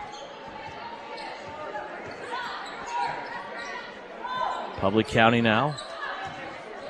They have trouble sometimes. It's not a sloppy type of thing, as they haven't turned the ball over much, but it's just a sink thing, right, where against a good man-to-man, they struggle just a little bit in knowing what to do, and they're going to take a timeout here and try to decipher this. The timeout from Republic County is a full timeout as we step aside. 4:27 left to go here in the third quarter. 31-17, Southeast of Saline. It's Lady Trojan Basketball, presented by Salina Ortho. For over 30 years, Ryan Roofing has been the area's leader in commercial roofing installation. Over 10 million square feet of Durolast roofing. Now, Ryan Roofing is expanding their expertise to the residential properties to better serve you and your home. Shingles, windows, siding, and gutters. Call Ryan Roofing in Salina today for a free roof assessment and get the expert advice you need. Ryan Roofing, serving commercial businesses in the area for over 30 years and now working for you on your residential property. The Trojans are experts in precision passes, and Everhart Precision Ag are your experts in grid soil sampling. Everhart Precision Ag does all the sampling and data analysis in-house, keeping it local and close to the farm. They're also your local channel seedsman, selling all seeds with an emphasis in corn and soybeans. Trust Matt Everhart and Lane Hensley at Everhart Precision Ag, serving Saline, Dickinson, McPherson, and Ottawa counties, and also supporting Southeast of Saline Trojans. For more information, visit everhartprecision.com. This is Trojan Basketball on KINA. Republic County out of the timeout. 4:22 left to go here in the third quarter. They've had a good start here to the second half, outscoring Southeast of Saline 6-2, and now an offensive foul. It's going to be called against Avery Stint. That will go against her for the first time, foul number 1. Tough call. No, they're going to call, Talon Melton gets the foul. Tough call on Milton, but right there's really good defense from Douglas. I mean, Douglas is just there, right? Like, she's always just in the way, just a great position awareness play from the senior. The junior, sorry. Yep, high-low entry. Thank Pearson goodness, working only junior. Douglas down low. Douglas missed the shot, but then Republic County travels with the rebound. Their third turnover of the quarter. And Devin, kind of off the subject right now, you're talking about Avery Stint, approaching the 1,000-point mark, which I think is amazing. But you started thinking about the lack of points that Republic County has put up in the last 3 or 4 years. Like, there's been a lot of scoring. You see a turnover right there from Samuelson. But I want to know the percentage of points that Stent has scored. Like, and you start doing that math, like that's incredible. We saw a 1,000-point score with Carson Schlesner a couple years ago, and that was on some successful teams, and the ball was always going around, defenses were always around her. But what Stent has done is the timeout's called, and I'll let you take this because I'm not professional enough to understand if we're going to go to commercial break or not, but incredible from Stent. We'll keep it right here. It's a 30-second timeout. Well, I can tell you this season, for example, they average 34 points a game. She averages 15. I mean, there you go. Like, and she's been, you know, and you talk about like games they're playing. Like, she's been the focal point of all defenses. Like, that's if Stent doesn't score, Republic County can't win. And that used to be an easy thing, right? Like, they didn't win a lot, and now they're starting to win a couple games. They're seeing role players do other jobs, but Stent continues to score. Like, that's an impressive stat from Stent.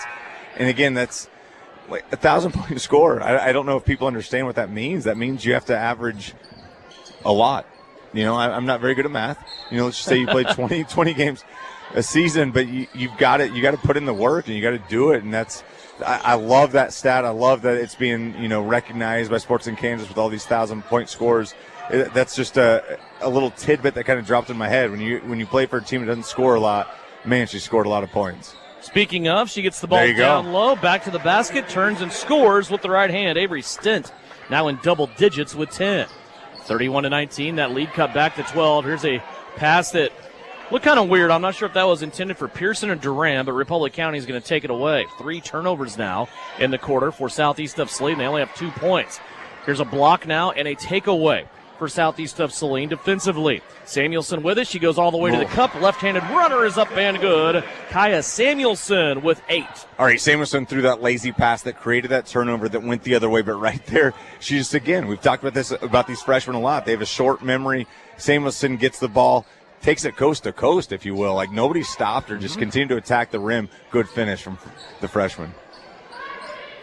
Out in three-point land. Here's a ball that's deflected out of there by Reagan Duran. Reagan was kind of in between. I can't get beat if I don't get this, or coming out for a lay-in. She slammed on the brakes just a little bit and probably cost herself a chance to go coast to coast. Here's a different matchup this year. Halstead and Abilene. Okay. Halstead leading Abilene on the girls' side, 29-17. That's a new one. Yeah, that is. And that's a fun matchup. We know of Halstead. Yep. And we know Abilene just fights, right? Like, they figure out a way to put their nose in the dirt and just continue to fight with any team. Tough matchup for Abilene. 33-19 here. Southeast of Saline leading. They've had their 21-point lead at one time, trimmed down to 14. Here's Reagan Duran. Says, I will meet you right in the middle and make it 17. Reagan Duran becomes the 7th Southeast player to score in this game. And Devin, it was the broken up pass that she had earlier. Reagan's just so long. You see a nice steal from Heinrich. Will let her do the rest of the work. Reese all the way through, got in the passing lane. But going back to Duran's length is an issue, right? Like, she's not tall. She's not super big, but she's so quick with the hands. She's got long arms. Her arms are just always in the dribbling path and the passing lane. She does a great job defensively. Reese Heinrich's out here just generating turnovers like it's her job. She has generated the last 3 turnovers for Republic County. She also had a layup in there as well, has 9 points, and has put Southeast of Saline back out in front, 38-19. And the play was starting to get sloppy, right? And how do you get sloppy play pretty? Is you play better defense. And right there, that's what Reese has been doing. She's somebody that's going to take that to heart. You know, we've seen a couple timeouts called. I'm assuming there's a point of emphasis from Coach Shauna Smith, and you're seeing it right now from Reese. Here's another Duran 3, and she cans that as well. Reagan Duran off the skip pass from Sarah Feldman, able to score. Now it is all of a sudden back out to 22 points for Southeast, their biggest lead of the night. Reagan Duran hit a 3, Reese got a layup, Reagan back for another 3, an 8-point swing for Southeast. And the basketball gods see that. They see a good inside hand, deflect a pass. They're going to reward you with threes on the other side. There's a look inside. Republic County trying twice. Couldn't get it to go. A foul will be called on Southeast of Saline in that scrum. And free throws. Yeah, so Samuelson right there on the initial shot. She started the block out right there. But it was Kuchar that just continued to go up with it, and they're going to call Samuelson with the body. She didn't go with the hands because she had no idea the shot was coming up, but she continued to block out. But Kuchar did a good job sticking with the basketball. She makes that first free throw. Strong finish. Kaya will come out because that's Samuelson's third.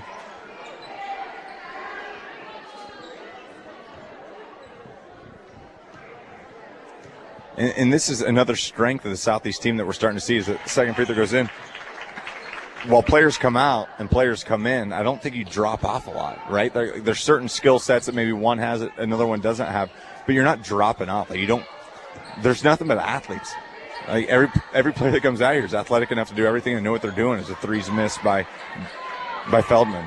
Feldman tried the three, came on the backside, inside, trying to score. She's going to be stripped away, and a little too much of the arm there will result in Abba Pearson shooting free throws.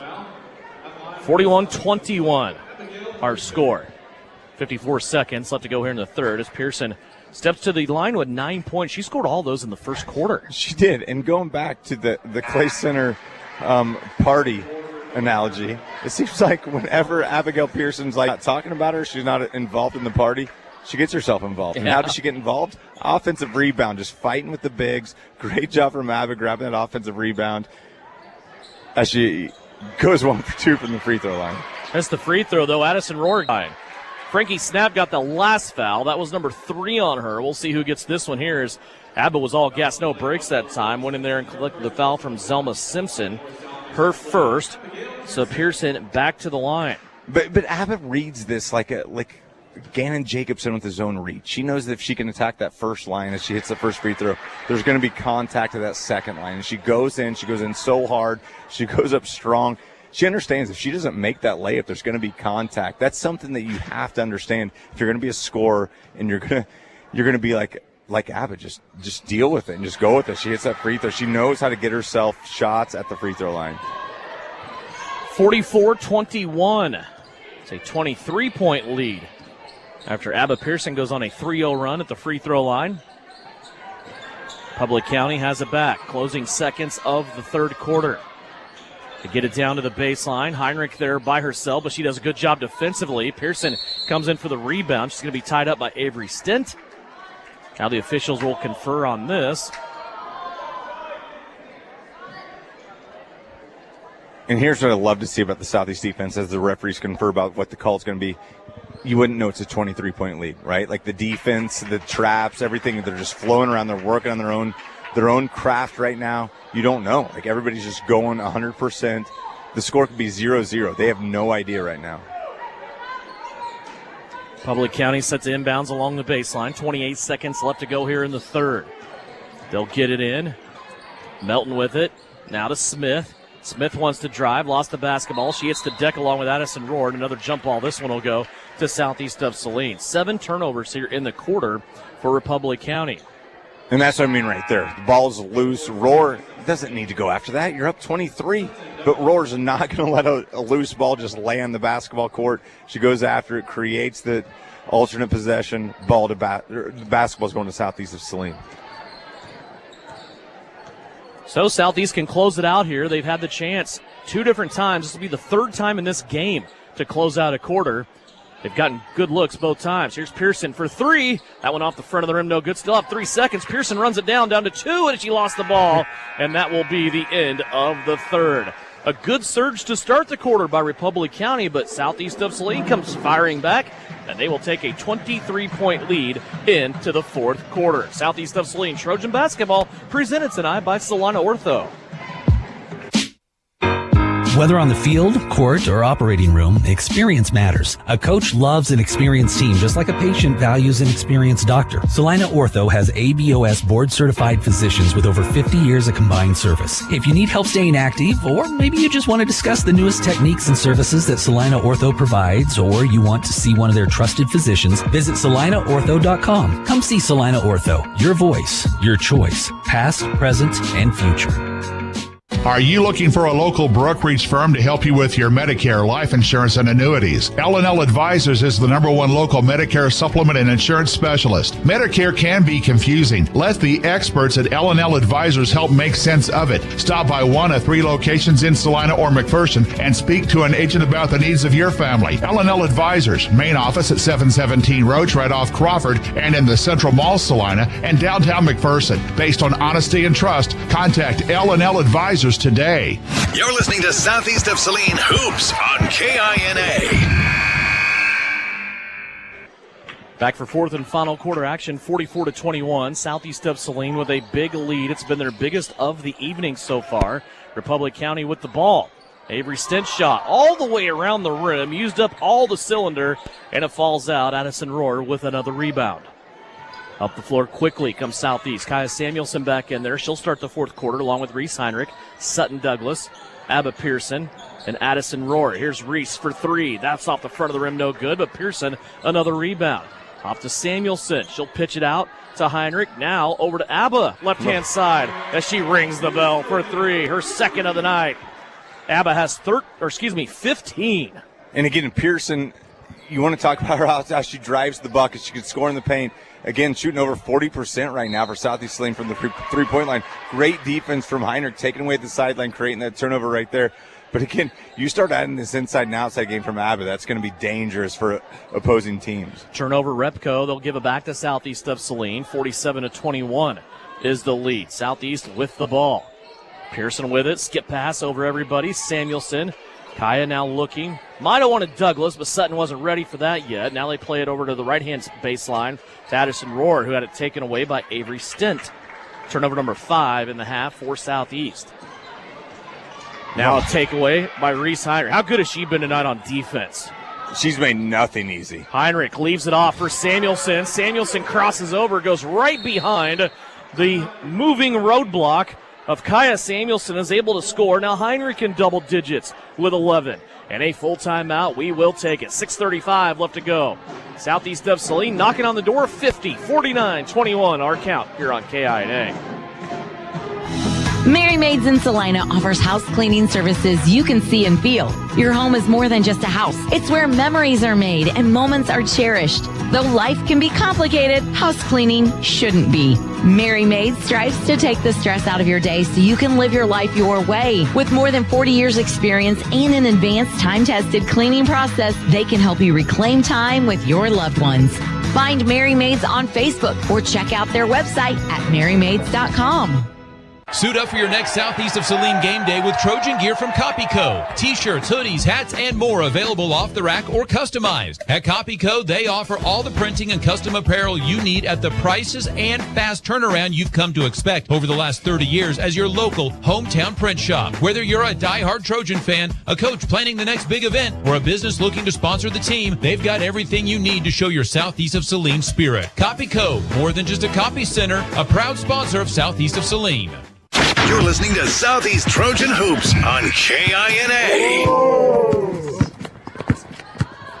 6:28 left to go. 49-21. Southeast of Saline leading over Republic County. Here's a drive and a pitch out for three.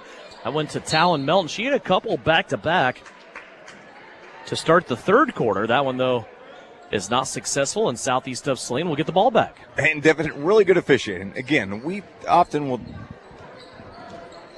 call officials out and we don't agree with what they're doing right there. That would have been an easy call to give to Republic County. I thought it was a great call from the officials. Good position from both players. Ball stays right there. And another good call. Again, let's promote them when they're doing a great, and they're always doing a great job. I think sometimes I get way too biased, and I apologize. Again, I'm going to do this every time that we're watching a game.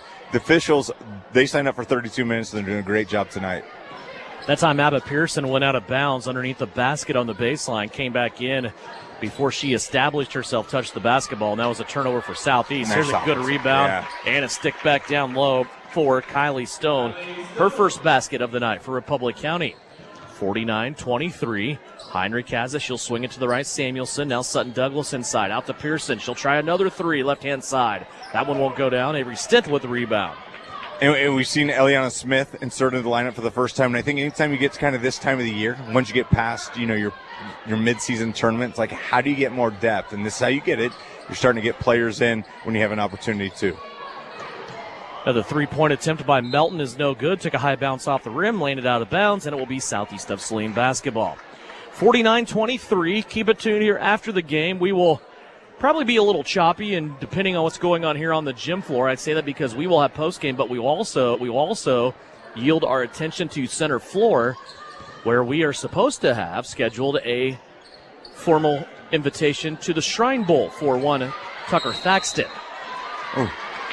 Here's a dual possession on a rebound now. It's Ellie Smith in there along with Kylie Stone. Arrow in favor of Southeast of Saline. And those are the moments you want to see from Ellie Smith right there. Like Kylie Stone and Ellie Smith go up for the rebound.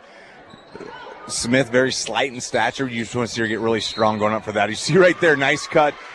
Smith catches the inbounds play, goes up, draws the foul.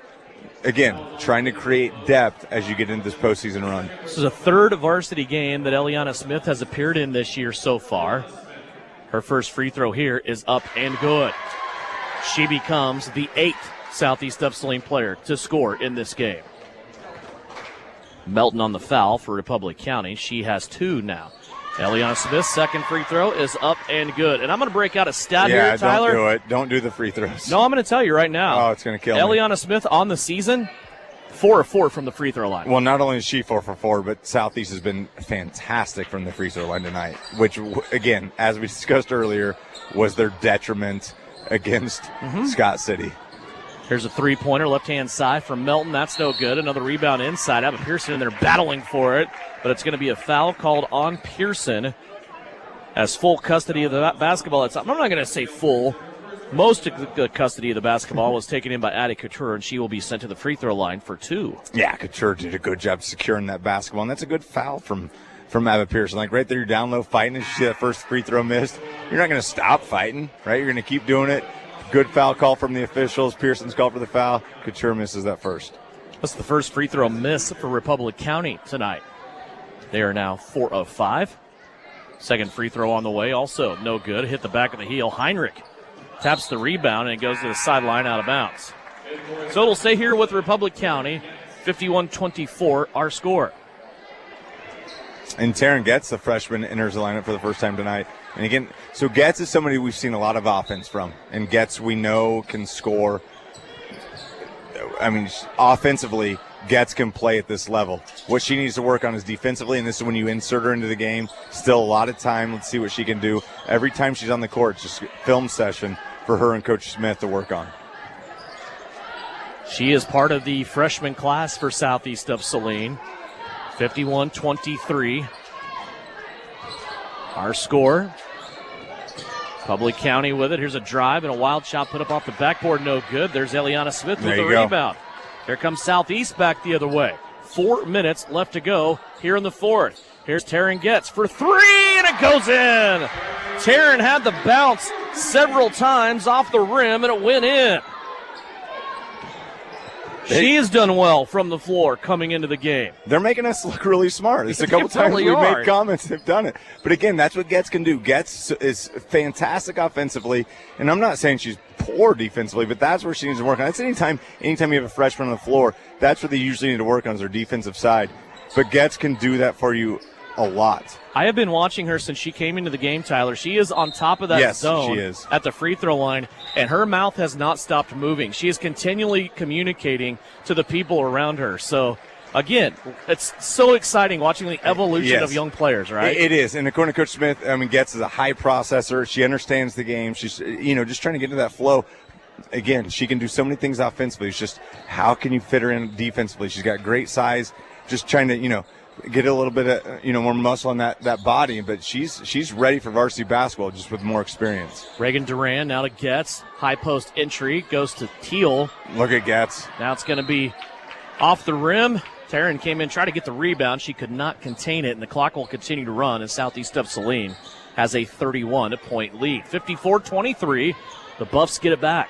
Yeah, and good to see freshman Hannah Teal also in there as well. So right now, Feldman's the lone senior. She's trying to, lock everything down. The lone veteran in there. You see Duran tied the basketball up. It's going to stay with Republic County. And Sarah Feldman in now coming out, just as you mentioned her. Scarlett McQuillan, a sophomore, in. So 3 sophomores, 2 freshmen on the floor right now for Southeast of Saline. 2:14 left to play in the fourth quarter. Southeast looks like they're going to rebound out of that loss, as I mentioned in the pregame segment. Got to go back and really scrape through the record books to find situations in the last, 5 or 6 seasons where Shauna Smith's squad have lost 2 in a row. They just do not do it. So they took a loss, broke a 7-game winning streak on Friday at Sterling in the championship game. Here they are, ready to start a new one, right? Yeah, and just keep stacking it, right? Like, as cliche as it sounds, just keep stacking good performances and wins after each other. See right there, Avery Stint did a good job. She established that, fouling Eliana Smith, but Stint established that with her position. Great job from Stint. Ashley Welchel into the game, along with Layla Lund into the contest as well. Both of them sophomores. And Deb, the fun thing is, these young Trojans, there's no size drop off, right? No. Like, there's still big girls out there. Southeast working it around now. McQuillan will take the three, right-hand side. That's no good. Lund with the rebound underneath. Had to get herself regrouped, and she was unable to cash that in on the left-hand side. Final seconds ticking down now, 44 seconds left to go in a 54-23 game. So Southeast of Saline, of course, to get another winning streak going, you got to win your next game, and that one's against Minneapolis here at home on Thursday. And what a great game that will be to get that new winning streak going and win 2 in a row, right? The Lions always a tough competitor. Yeah, it's going to be huge. I mean, it's going to be the biggest matchup of the year. Like, and that's what you always look at. Like, it's always your next game is the biggest matchup, but anytime you face off with Minneapolis, especially with what Coach Brian Weatherman's done with that Minneapolis Lions squad over the last couple of years, I mean, that's prime time TV. If you're not doing anything on Thursday night, you better be here or watching and listening to us. Here's a driving layup that is up and good. That's Zelma Simpson. Her first basket right before the buzzer and the final. Southeast of Saline back on the winning side of things. They have now grabbed their 10th win of the season, and they get it here against Republic County, 54-25. When we come back, numbers from this game. We'll also have a presentation on the floor that we will step away from basketball to take in as well. We'll also have a Vernon Jewelers Gym of the Game. It's all coming up in a 54-25 victory for Southeast of Saline right here on KINA.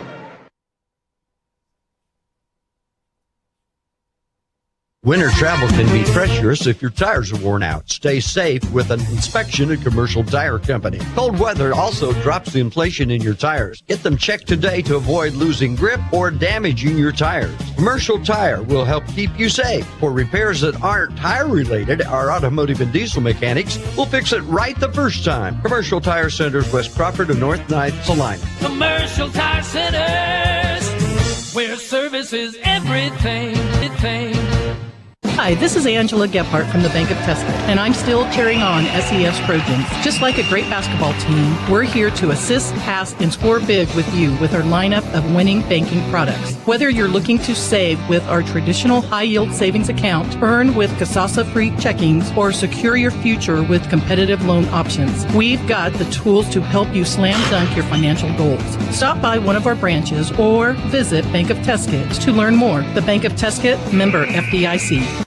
Time now for the Trojan postgame show on KINA. Stick around for the game recap, final stats, and reaction from the coach.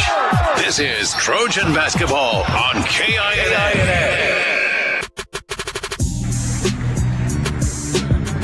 The Shriners from Kansas right now in midcourt presenting a official invitation to Tucker Thaxton. Let's listen to Jathan Show. On the 2024 football season. The 2025 Kansas Shrine Bowl will take place Saturday, June 21st at 7 p.m. in Dodge City. All net proceeds from the Kansas Shrine Bowl benefit Shriners children, where they provide the most amazing care anywhere and are dedicated to improve the lives of children by providing pediatric specialty care, innovative research, and outstanding teaching programs for medical professionals. Children up to the age of 18 are eligible for care and receive all services in a family-centered environment, regardless of the patient's ability to pay.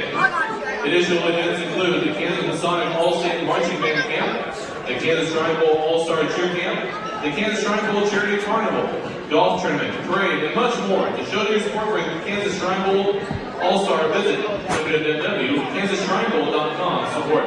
Thank you for your Shriners, and congratulations to Tucker Thaxton, 2025 Kansas Shrine Bowl West All-Star.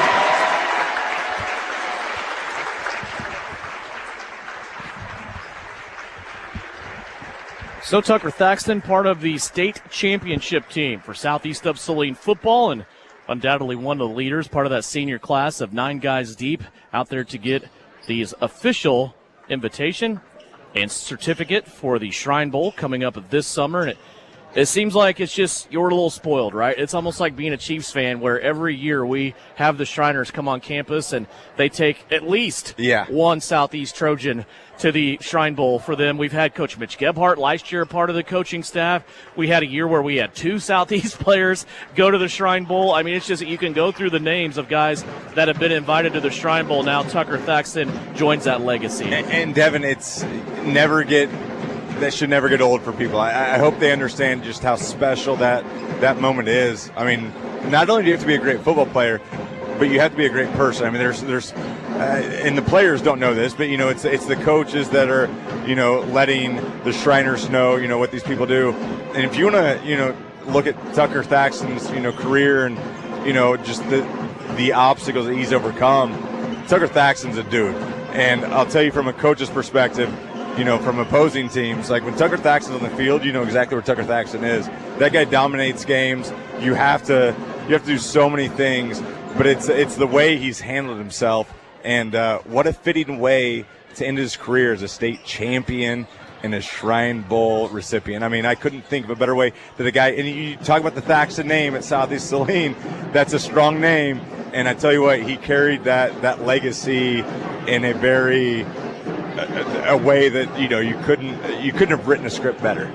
You go back to the final minutes of that game, I had made the comment almost foreshadowing what was about to happen, which I had no idea, but I made the comment with Southeast of Saline down by a touchdown. They were driving, that Nemaha Central did such a great job on Tucker Thaxton. Yeah. He only has 2 catches for something like 21 yards, and it was on that play where Gannon Jacobson dances around long enough, buys enough time, avoids a defender, and then finds Tucker Thaxton working left to right. He ends up getting a huge block on the outside and able to run by Caden Berrigan's block, get on the inside of the pylon. That helped with the 2-point conversion, which also he threw, by the way. It was a reverse pass option.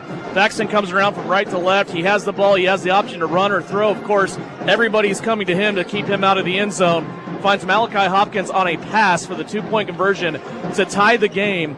And then that rest is history as Southeast goes on. They get an onside-type kick. They end up winning the game. But it was just, how quiet he had been up until that point. You knew it wasn't going to last. And I felt like at that time I had to mention what a good job they had done on Tucker Thaxton. And then he says, yeah, okay, well, here's a touchdown.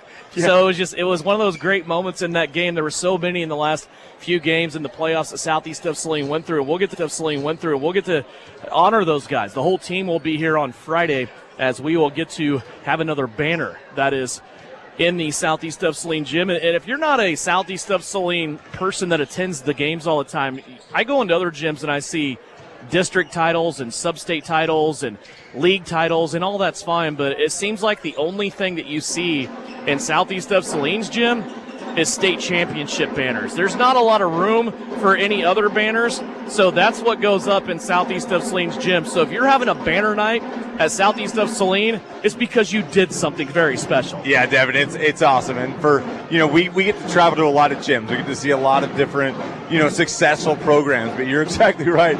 It's always interesting to see what teams highlight. There isn't one of these big banners that just says, your league championships and regional championships. These rafters are only reserved for state champions, and it's packed. It's absolutely packed. It's the environment, and for Tucker Thaxton to get honored by the Shriners while also getting ready to hang a banner on Friday night. What a way to cap off an incredible career and put a staple on the Thaxtons, with their legacy here at Southeast of Saline. We're going to have to start a Shriner Bowl, right? Whoever's gone to the Shrine Bowl will have a special place on the wall as well. We'll have to get some more space up here. But anyway, congratulations to Tucker Thaxton. Can't wait to see him and the rest of the guys here in the gymnasium on Friday. 54-25, Southeast of Saline's girls win their basketball game tonight with Republic County. Leading all scorers was Abigail Pearson with 15 points, also in double digits. Reese Heinrich with 11. Those two were just 2 Lady Trojans of 9 that found the scoring column tonight. So Pearson with 15, Heinrich with 11. 8 points for Kaya Samuelson tonight. 6 points for Reagan Duran. 4 points for Addison Rohr. 3 points for Taryn Getz. 3 points for Sarah Feldman. 2 points for Sutton Douglas. And 2 points for Kylie Stone and Zelma Simpson. Southeast of Saline, very good from the free throw line. They were 11 of 12 tonight in this game. Republic County, 4 out of 6. For Southeast of Saline, unofficially, they had 8 turnovers in this game. They only had 2 in the whole first half. And for Republic County in this game, unofficially, they finish with 15 turnovers. 54-25, Vernon Jewelers Gym of the game. Valentine's Day is right around the corner, and it's a time for their annual Diamond Stud Sale. You can get Diamond Studs at Vernon Jewelers starting at $80 and go on up from there. Our Vernon Jewelers Gym of the game tonight, Tyler, I'm going to throw out because she did score in double digits, but also tonight, her defensive effort. We always see her get rebounds. We always see her score. Tonight, she was all over the place, rebounding, steals, and scoring. Also had a few assists that set up other people. Reese Heinrich tonight I thought was sensational. That's the Vernon Jewelers Gym of the game. Yeah, I mean, the weakness of this Republic County team, and I don't want to say it's a weakness, but Reese Heinrich kind of exposed what looks like a weakness because there was never an easy entry pass. There was never an easy offensive set because Heinrich was just wreaking havoc. We started getting so many steals, and we didn't see a lot of pressure. We didn't see a lot of full court press. It was all a lot of half court defense. Heinrich did a great job on the ball defense, created a lot of havoc. And again, it's these freshmen we talk about continue to grow. They continue to do those little things that are going to lead to big things later on.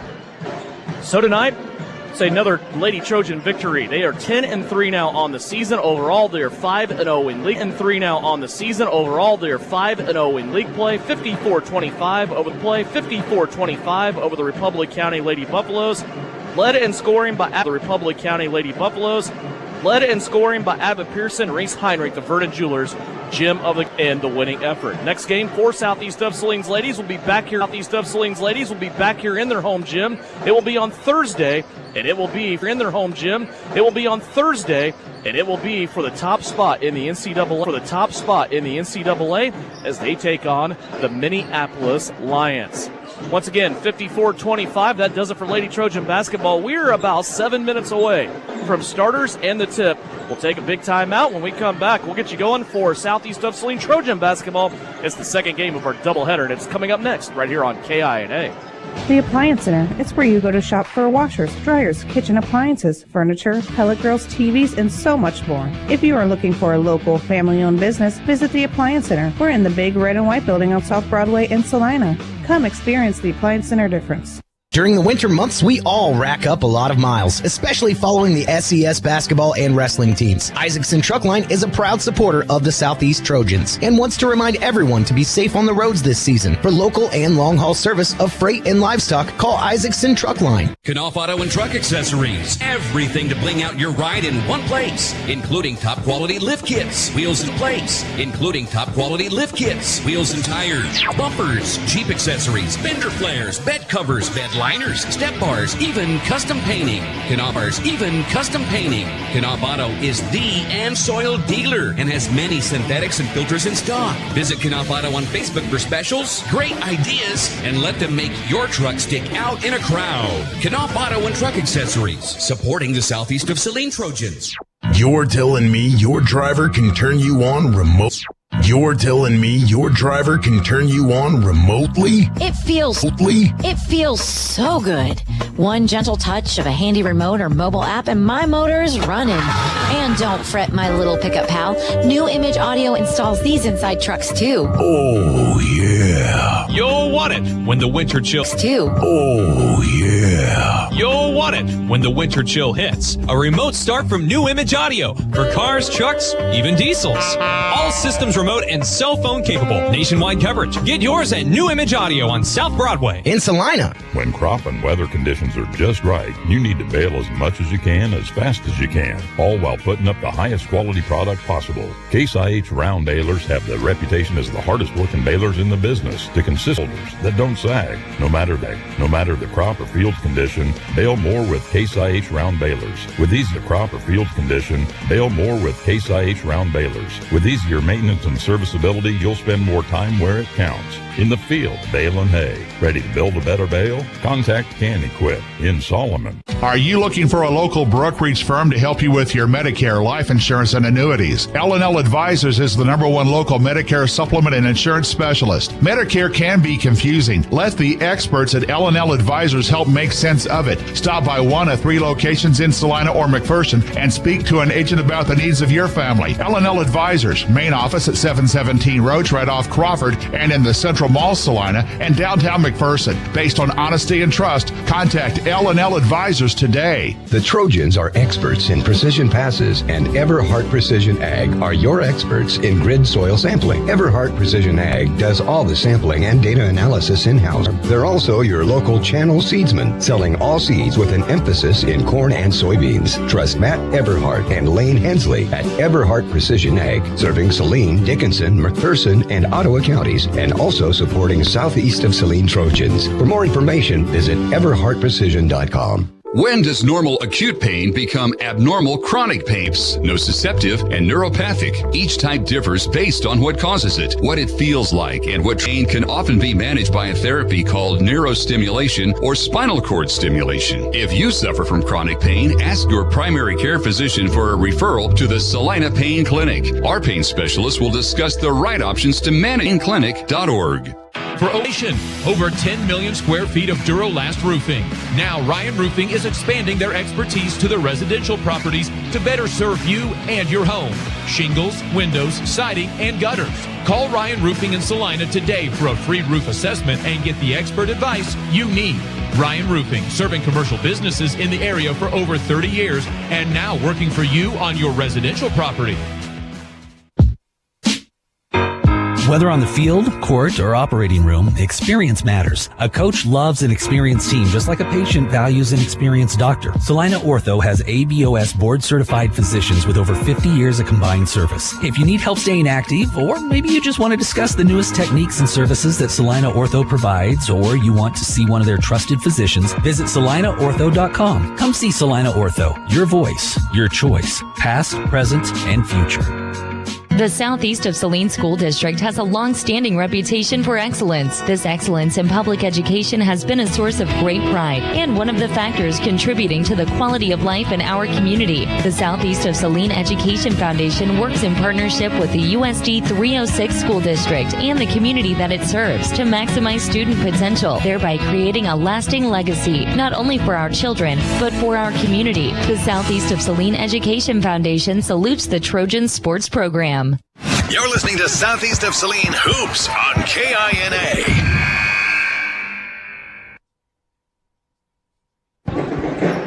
Back here at Southeast of Saline in the transition between girls and guys games and a chance for us to check the Bennington State Bank scoreboard. In the girls game, if you missed it earlier, Shauna Smith's squad got a big victory. 9 different Southeast players scored. 54-25. They get their 10th victory of the season. Other games in the NCAA, Ellsworth tonight beat Plainville 59-24. Also, other girls finals that are rolling in. Concordia beat Chapman 39-33. Marion beat El Saline 46-23. Still waiting on a Beloit. And we will update that to you as soon as we get it. Also, Minneapolis ended up not playing tonight. If you missed us talking about that earlier in the evening, they were supposed to play Lions, and Lions bus carrying the accident, and that game was postponed to another date. It was canceled for tonight. The guys are still playing from Lions and Minneapolis, but the girls' game did not happen tonight. So that is no game tonight for Minneapolis. They will come in here. They'll be the next opponent for Southeast of Saline on Thursday. And a chance now for us to go over the starters as we are ready for guys action here. Southeast of Saline and Republic County Buffaloes. Republic County comes in. They're 1-11 overall. And they have kind of a hodgepodge of a starting lineup, if you will. They have 2 starters that are out because of sickness. They will start Aiden Morris, a 6'2 junior, averaging 10 points a game. Also with him in the starting lineup will be Caden Novak, a 6'1 senior. Also in the starting lineup, sophomore Levi White. Grayson Novak, a 6'2 freshman, is in the starting lineup. as well as Brecken Gaither, a 6'2 junior and a transfer from Chapman, who joined Republic County after the holiday break. Those are the starters tonight for Republic County. Connor Martin, who averages 11 points a game, is not in the starting lineup. He's one of the starters that is missing tonight, along with Grady Simpson, not in the starting lineup as well. So those are the starters for Republic County under the direction of veteran head coach Alan Sheets. Now for Southeast of Saline, under the direction of Francis Flax, a 2-1 finish at the Sterling Tournament. Their last victory over Smoky Valley, 48-32. Francis Flax assisted by Trent Douglas and Joe Ross. Southeast comes in 5-7 overall. They're 2-2 in NCAA play. They will start Owen Bailey, a 6'1 senior, the three-point contest winner at the Sterling Invitational Tournament. He's averaging 16 points a game, 3 rebounds, and 2 assists. Gannon Jacobson leads the team in every major statistical category. He's a 6'1 junior, 19 points a game, 5 rebounds, 2.5 assists. He also leads the team in blocks and steals, 34 steals so far through the first 12 games. Sam Knopf, a 6'1 senior, averages 4.5 points, 2.5 rebounds per game. Also in the starting lineup, Adam Teal, a 6'1 junior. You might remember Adam got his first start on the varsity level against Republic County in Belleville. Since then, he's done pretty darn well. He is averaging 4 points a game, 4 rebounds, and an assist. And Grady Gebhardt will round out the starting 5. Grady is a 5'8 junior, averaging 1.2 rebounds, 2 assists per game for the head coach, Francis Flax. And Tyler, you've heard the initiative. It has not been secret in the locker room. It has been very, very public by Francis Flax and what he's told this team, and that is to hit the end of the month of January with 8 wins. That means winning 5 in a row. They got 2 from Sterling. They will now start a week where they are trying to win 3 in a row against Republic County, Minneapolis, and also Ellsworth. Of course, it starts here tonight with the Buffs. Your new image audio, keys to success tonight to keep that rolling. Well, it's play with that swag that Coach Flax has given you, right? Like you came in, it's a good Sterling tournament, right? You lost to a really good team in round 1. You absolutely took care of competition in your next 2 games. Could have easily been on that top side of the bracket. Could have caused some damage. Coach Flax isn't new to basketball. Like, he's not going to make a comment like this unless he knows that his squad is ready for it. And let's just think back a year ago. It was a team in similar circumstances, right? We didn't know where this team was going, and it was a team that finished 3rd in the state. I think Coach Flax knows that he has the talent, okay? There's obviously some issues, right? There's not a true big, but I think this team is starting to figure out how to play with each other. You're going to play fast. You're going to play hard. You're going to play Francis Flax basketball. I'm excited for tonight. He said the initiative in practice has been in your face, full court, man-to-man defense. We'll see how that works out tonight against Republic County, trying to complete the season sweep of the Buffaloes. Southeast of Saline starts out with the basketball. Trojans wearing their white jerseys, trimmed in purple and gray. Republic County, their road reds with blue numerals and letters trimmed in white. Here's an alley-oop at the rim. Owen Bailey looking backside for Gannon Jacobson. That pass overthrown, and it's a turnover. It will go to Republic County, and here's the full court pressure from the Trojans. Yeah, and just a minor look of disdain from Coach Flax. Like, I don't think he dislikes that. Right there. Never mind. A steal. I'll let them go. Gannon Jacobson, he gets it, looks back inside to Sam Knopf, and Samuel Knopf gets the first 2 points of the game. Going back to that turnover from Bailey to Jacobson, like, you don't want that, but you don't you're not disappointed. Like, I like the emphasis you're trying to put on the first possession of the game. Now the turnover here by Republic County. Southeast will get it back. Well, it's risk reward, right? I mean, What happens when you start the game with an alley-oop dunk? just the place loses its roof. And right there. And again, you don't mind it. You might rather see a lob than an alley-oop, but regardless, you're back in, you're just flowing. Southeast working it around. It's a 3-2 zone defense being applied here by Republic County. Jacobson gets it inside, leans it off the window. That won't go. A little too strong. Rebound taken in by Grayson Novak for Republic County. And Devin, going back to that alley, I think it shows trust in your guys. Like, we're gonna be hard defensively. We're gonna have fun offensively. If you play hard, we're gonna have fun. We're gonna let the things flow, and that's what I love about Coach Flax. Here's a block up top by Sam Knopf. They're going to call a foul, though, and send Republic County to the free throw line. I thought that was about as clear as day as what you could have gotten from our angle up here. But Sam's going to get the foul here. It is his first, and it will send Republic County's Grayson Novak to the free throw line to shoot 2. Novak did a good job driving to the lane. I thought, if anything, you might call that foul on Knopf. Or, sorry, not on Knopf, but on Teal. because like you said, it looked like Knopf was very clean with the basketball. There wasn't a lot of contact, but nevertheless, officials got it on Knopf. First free throw is good. Grayson Novak will try the second one. It is also good. 2-2 is our score. A couple of free throws there by Republic County, and they have tied the game. Jacobson with it now, left-hand side, Owen Bailey. Jacobson now takes it back right, comes back left to Bailey. His three-pointer won't go. Gebhardt coming in, trying to disrupt that rebound, but Republic County will keep it. And they will want to walk up and down the floor here. Grady Gebhardt, though, will not let Levi White bring it up comfortably. He's there in his hip pocket. Now left-hand side to Gaither. Gaither with the ball above his head, guarded by Jacobson on the outside. Here's a turn in the paint and a foul on the floor called against Southeast of Saline. Sam Knopf gets this one, and now he has 2 early fouls. We don't see him getting foul trouble often, but he has 2 early ones here. No movement out of the Southeast bench yet.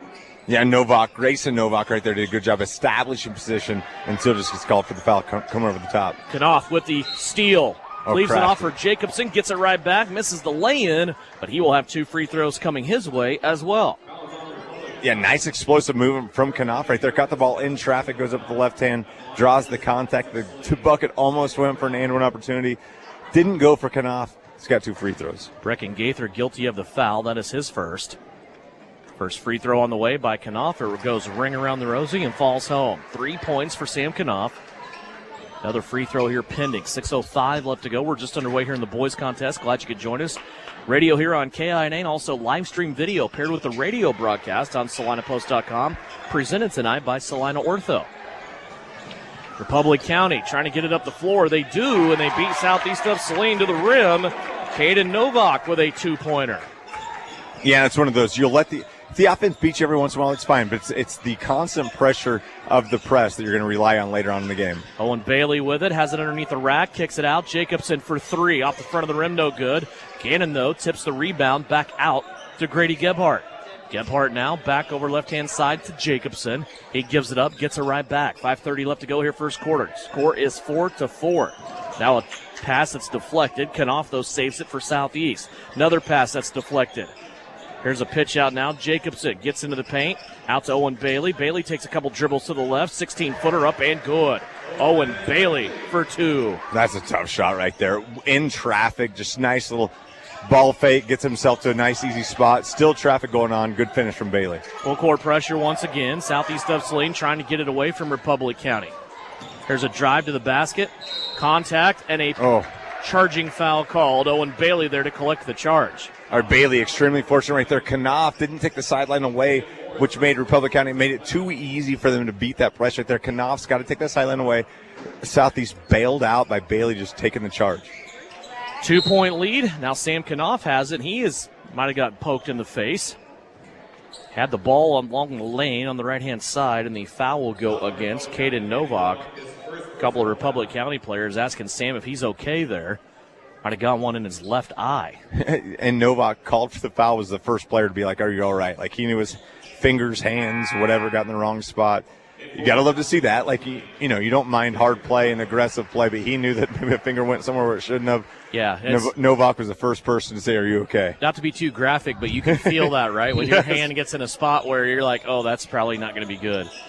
So he will come out. Sam Knopf will. He had 2 fouls also, so he will come out and regroup. Tiernan Potocik into the game for Southeast of Saline. He was flirting with 20 points in the Smoky Valley game on Friday for Southeast. Here's a nice feed. Owen Bailey down low to Adam Teal for 2. Here's steal by Potocik.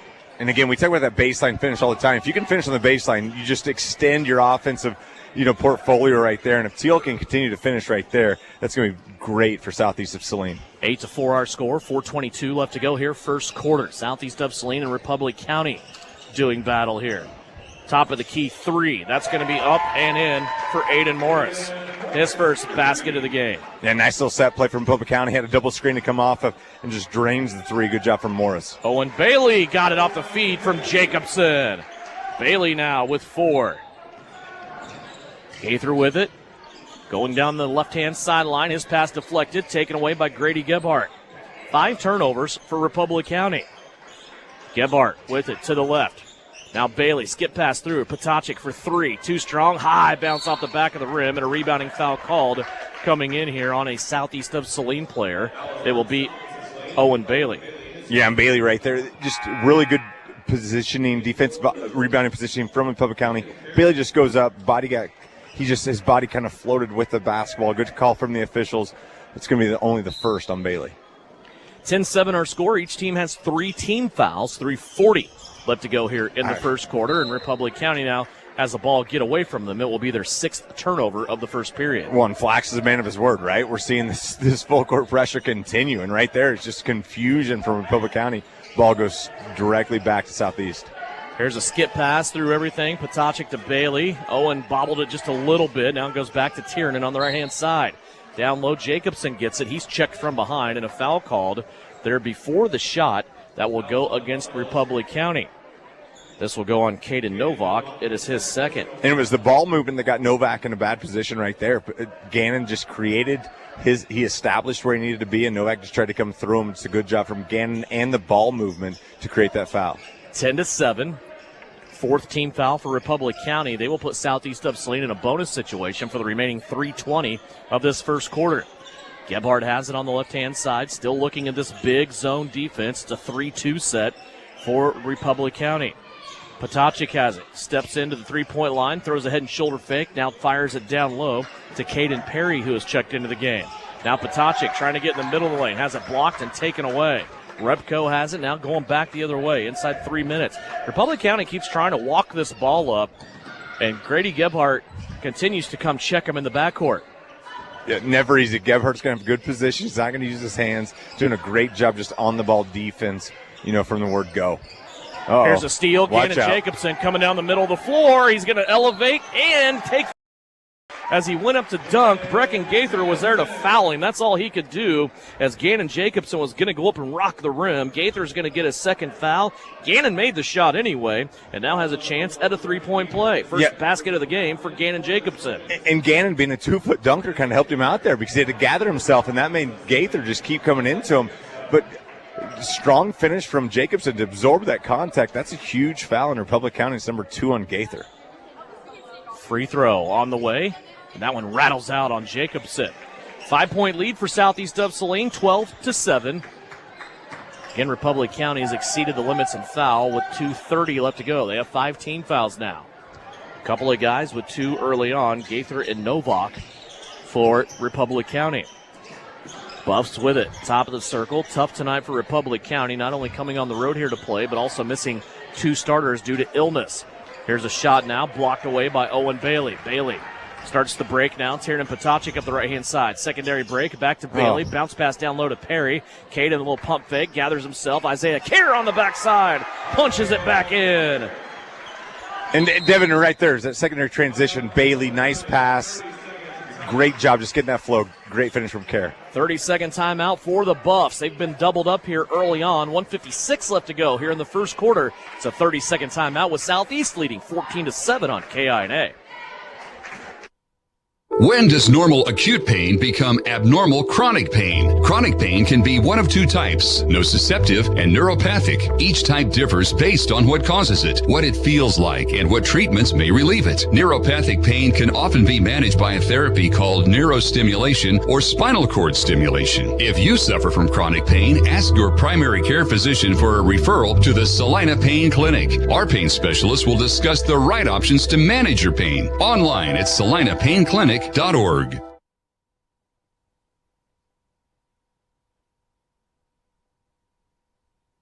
You're listening to Southeast Trojan Hoops on KINA. Here's a score check on the Bennington State Bank scoreboard. Final in the NCAA in girls play. Sacred Heart tonight beat Beloit 46-40. Back here at Southeast, the Southeast girls won 54-25. 1:49 left to go in the boys' game. Southeast leading 14-7. Devin Haney, Tyler Smith back in the Equity Bank broadcast booth. That really will just draw the blood pressure and the heart rate of a coach up, right? You burn a timeout, you talk about a plan, and then the plan goes out of bounds where the cheerleaders are. Well, and you're expecting that you're going to have full court pressure again. And you saw right there, Southeast picked up in the half court, and he's got to be ready for that. But that's what pressure does to you when you see it nonstop. You don't know how to react. Owen Bailey shoots the left wing 3. That rattles off no good. And now Republic County with the basketball, and now a deflection by Jacobson. Bailey picks it up and finger rolls it in. That time, poor Levi White was left in the backcourt to fend for himself. It was a deflection by Jacobson and a pick and a layup by Owen Bailey. Well, and Devin, nothing encourages you to play full court defense better than an easy layup like that. Like that'll sell you any time. Well, also, when you're going against a zone and your three-pointers aren't quite falling like they should, you haven't hit one yet, you want those easy buckets, right? Without a doubt. I mean, just your hands are in the right place. All of a sudden, everything that Coach Flax has told you came to I don't even know the word. I'm trying to go with right there. There you go. I'm not an English major, PE major. But, yeah, easy layups work. It's Grayson Novak, his first field goal with a couple of free throws. 39 seconds left to play. That's why I rely on you. Thank you. Cannon Jacobson for three along the baseline. That one off the mark, no good. Southeast has had a couple of long shots that have been down and kind of found their way back out. They're just not shooting well from the outside the arc right now. And again, none of them out of rhythm, none of them out of the offense. Like, you like to see those shots. They're just not falling right now, but you're still getting production from the paint. 16-9, closing seconds of the first. 14 seconds to go. Republic County trailing by 7 with the basketball. They have it way out top. Caden Novak with it. Now he tries to go backdoor here on a cut to Aiden Morris. Shot put up, ball springs free. Gaither will scoop it and put it in. Brecken Gaither gets his first basket to close out the first quarter, and all of a sudden Republic County is back within 5. 16-11, Southeast of Saline leading by 5 at the end of the first. You're listening to Trojan Basketball on KINA and also watching live stream video on SalinaPost.com. Southeast Basketball presented tonight by Salina Ortho.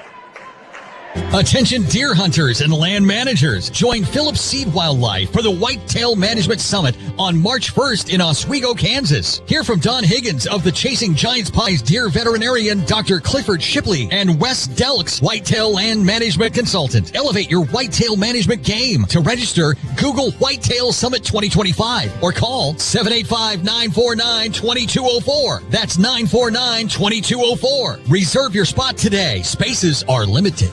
The Southeast of Saline School District has a long-standing reputation for excellence. This excellence in public education has been a source of great pride and one of the factors contributing to the quality of life in our community. The Southeast of Saline Education Foundation works in partnership with the USD 306 School District and the community that it serves to maximize student potential, thereby creating a lasting legacy, not only for our children, but for our community. The Southeast of Saline Education Foundation salutes the Trojan Sports Program. You're listening to Southeast of Saline Basketball on KINA. Little run there by Republic County to close out the first quarter. They have brought it within 5 after trailing by 9. Devin Haney, Tyler Smith back here in the Equity Bank broadcast booth, enjoying a Tuesday night of high school basketball, right? Where else would you rather be? Absolutely nowhere. I mean, is there anything else on TV? Anything else going on? No. You want to be in a gym watching the Trojans play basketball. 16-11 our score. 7:35 left to go here in the second quarter, just underway. Republic County, see if they can continue that 4-0 run here into the second. Here's a drive. Levi White, and he got fouled. He will now be the inbounder as they play it in. Yeah, and you're seeing a lot of switching from this man-to-man defense. They're going to call the foul on Perry. Perry just got in a bad spot right there. And a good job from Republic County, just continue to attack despite that switch in defense, and they're going to draw the foul on Perry. KU Jayhawks are playing tonight. If there was something else, they're hard to watch this year for me. I just can't. I struggle watching them. We won't get into that on air. They're playing Central Florida tonight, a team that they ran out of the gym in Orlando, beat them by 30. Right now, Central Florida leading KU by 1 in Allen Fieldhouse. Just another foul for That's why it's great to be at the Purple Palace right now. No, like I said, no place I'd rather be. Foul on Tiernan Potacik, his first. 2 quick fouls here for Southeast of Saline to start on Perry and Potacik. And now the ball slapped out of bounds. It will stay with Republic County, who's trying to figure out how to get it back to their offensive end where they can score. They only trail it here by 5. 7:06 left to go in the second. you're just joining us, you missed the first game of our doubleheader. As always, shame on you. 54-25. Southeast of Saline got the victory, their 10th win of the season. Here's a pass inside intended for Grayson Novak. It's slapped away, but Republic County keeps it. Now a drive on the left-hand side, a foul from behind. I believe this will be Gannon Jacobson on the foul. As free throws coming up here for Republic County. For Gannon, it is his first foul of the night. Yeah, Aiden Morris did a great job with that kind of that big step through. Just did a good job understanding where his 2 feet were. Then had a step after his big jump stop.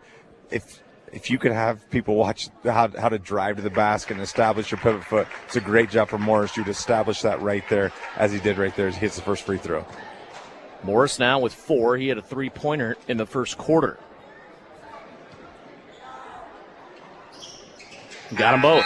The run continues now, a 6-0 run for Repco.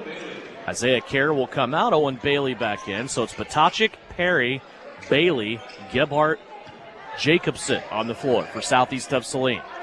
16-13 now. Southeast has seen their 9-point lead shrink down to a single possession, just 3 points.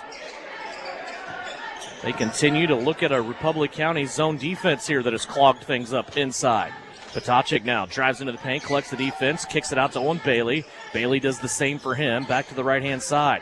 Now a one-handed whip over to the left-hand side. Jacobson, Gannon back to Patochik. Three-pointer on the way, that won't go down. Jacobson pokes the rebound out from behind and keeps it alive for Southeast. Perry now with it. Tried to get it to Patochik inside. Now Bailey has it. He had it slip through his fingers, knocked out of bounds by Republic County, and he'll stay here with Southeast. Devin, I love what Republic County is doing. They're going to say, if you can make the three tonight, you're going to destroy us. And right now we're not seeing Southeast hit those threes. So they're just going to pound you down low. They're going to continue to make everything extremely difficult. There's no entry pass. There's nothing that's easy right now. You can't get into the lane unless you're going to absorb some contact. Off the inbounds, Owen Bailey for 3, and that's good. And often you go to what's familiar, right? You practice that so many times. In practice, you know what's coming, you know where your feet are going to be, you know what the wind speed is, and you just knock it home. Yeah, great job. And then that gets you back into the press right there. You see a steal from Gebhardt. Gebhardt to Jacobson. He misses the layup with a lot of contact, but a great rebound from Patochik, and now Southeast has the basketball. Tiernan went down low to Adam Teal, then got it back out. Now it ends up on the opposite side of the floor to Jacobson. Hop around the defender, now out to Owen Bailey. Bailey ends up with a runner in the paint. I think that's what Owen Bailey does best. We love him shooting threes, but man, when he can get in the paint and his body is awkward and not squared up to the basket, he's going to score. Yeah, it's exactly what Aiden Morris did on the other side. When you can establish pivot foot and then take a step, and you see a defensive foul called right there. These offensive players, if you get creative with your steps, you can be extremely effective, and that's what Bailey did right there. Foul on Tiernan Patochik. That'll be 2 for Tiernan, as the sophomore has earned a couple of fouls here. That foul was on the floor. All of a sudden here, Southeast of Saline at their limit on fouls. They have 14 fouls, and there's 5:16 left to play in the second quarter. And we haven't seen a lot of those fouls come from the press, right? Like they've come from, half court right there. Just a great job from Patochik being the defensive back. Nice free safety play from him. Out to Jacobson for 3. Right-hand side, he splashes it home. And I don't know if a lot of people in the gym watch film or not, but Tiernan Patochik's a pretty damn good safety too. Yes, he is. You saw the drop step. You saw the hips fly open. Great job. And as we were talking about the outside game not working for Southeast, they're now 2 for their last 2 from the three-point line. I mean, there were some games this year where Gannon was either taking a rest to stay fresh or maybe he got dinged up a little bit. Tiernan played quite a bit on defense, and he just does a pretty good job at it. So that was awesome there to see him get that interception. He was tested deep, so to speak, on that pass. And Patochik called for the third. Yeah. That's a really unfortunate call. Looked like it could have gone on Jacobson. They're going to call it on Tiernan. Well, with the way Tiernan's played, and not just Tiernan hasn't scored yet, but he's done so many other things. We saw he did defensively there. We've seen some passes come from him. He's got good vision on the court. We'll see how Southeast does. You're going to be all right with it. You got Kerr coming in for him. You're going to be all right just saddling probably Patochik until late in this half or maybe until the third quarter. Also, don't forget, you got Sam Knopf in a little bit of foul trouble, too, with 2. That free throw goes off the backboard for Aiden Morris. Yeah, Morris had a good stroke in his first free throw attempts. Not so much there, but he relies on the bank for that second free throw. 24-14. 3 free throws for Aiden Morris has been the Republic County scoring so far in the quarter. As Southeast of Saline led by 9, it was cut down to 3. Now back up to 10. Yeah, and they're going to call Teal for 3 seconds in the lane. He was just kind of following the basketball. He kind of looked at the official. He kind of looked down and understood he was still in the lane. It's a good call from the officials, just keeping their eyes on that. Despite the normal fast-paced tempo of this game, they're staying on top of that. Just the second one here for second turnover for Southeast of Saline. Republic County with it. So we approach the halfway mark of the second quarter. 4:03 left to go.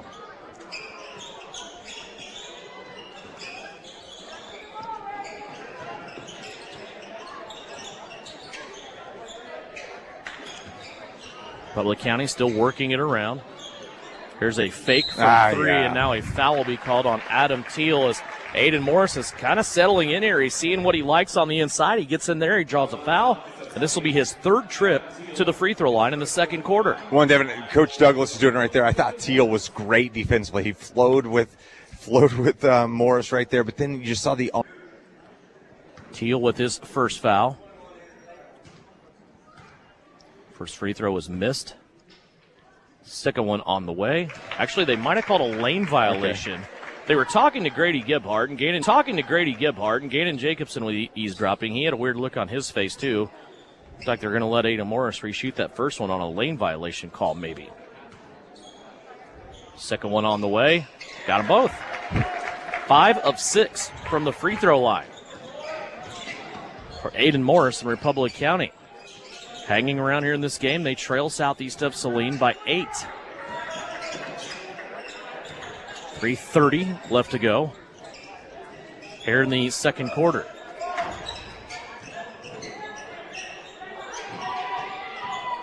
Here's Teal inside. What a find by Isaiah Kerr. Kerr with the assist, and Adam Teal has 4. Yeah, great job from Kerr because the ball was bobbled. Another great finish from Kerr. But you're seeing right now, they're just starting to establish a little ball fake, a little bounce pass here. Get that Republic County defense is overflowing. They're over pursuing. It's another great finish from Kerr.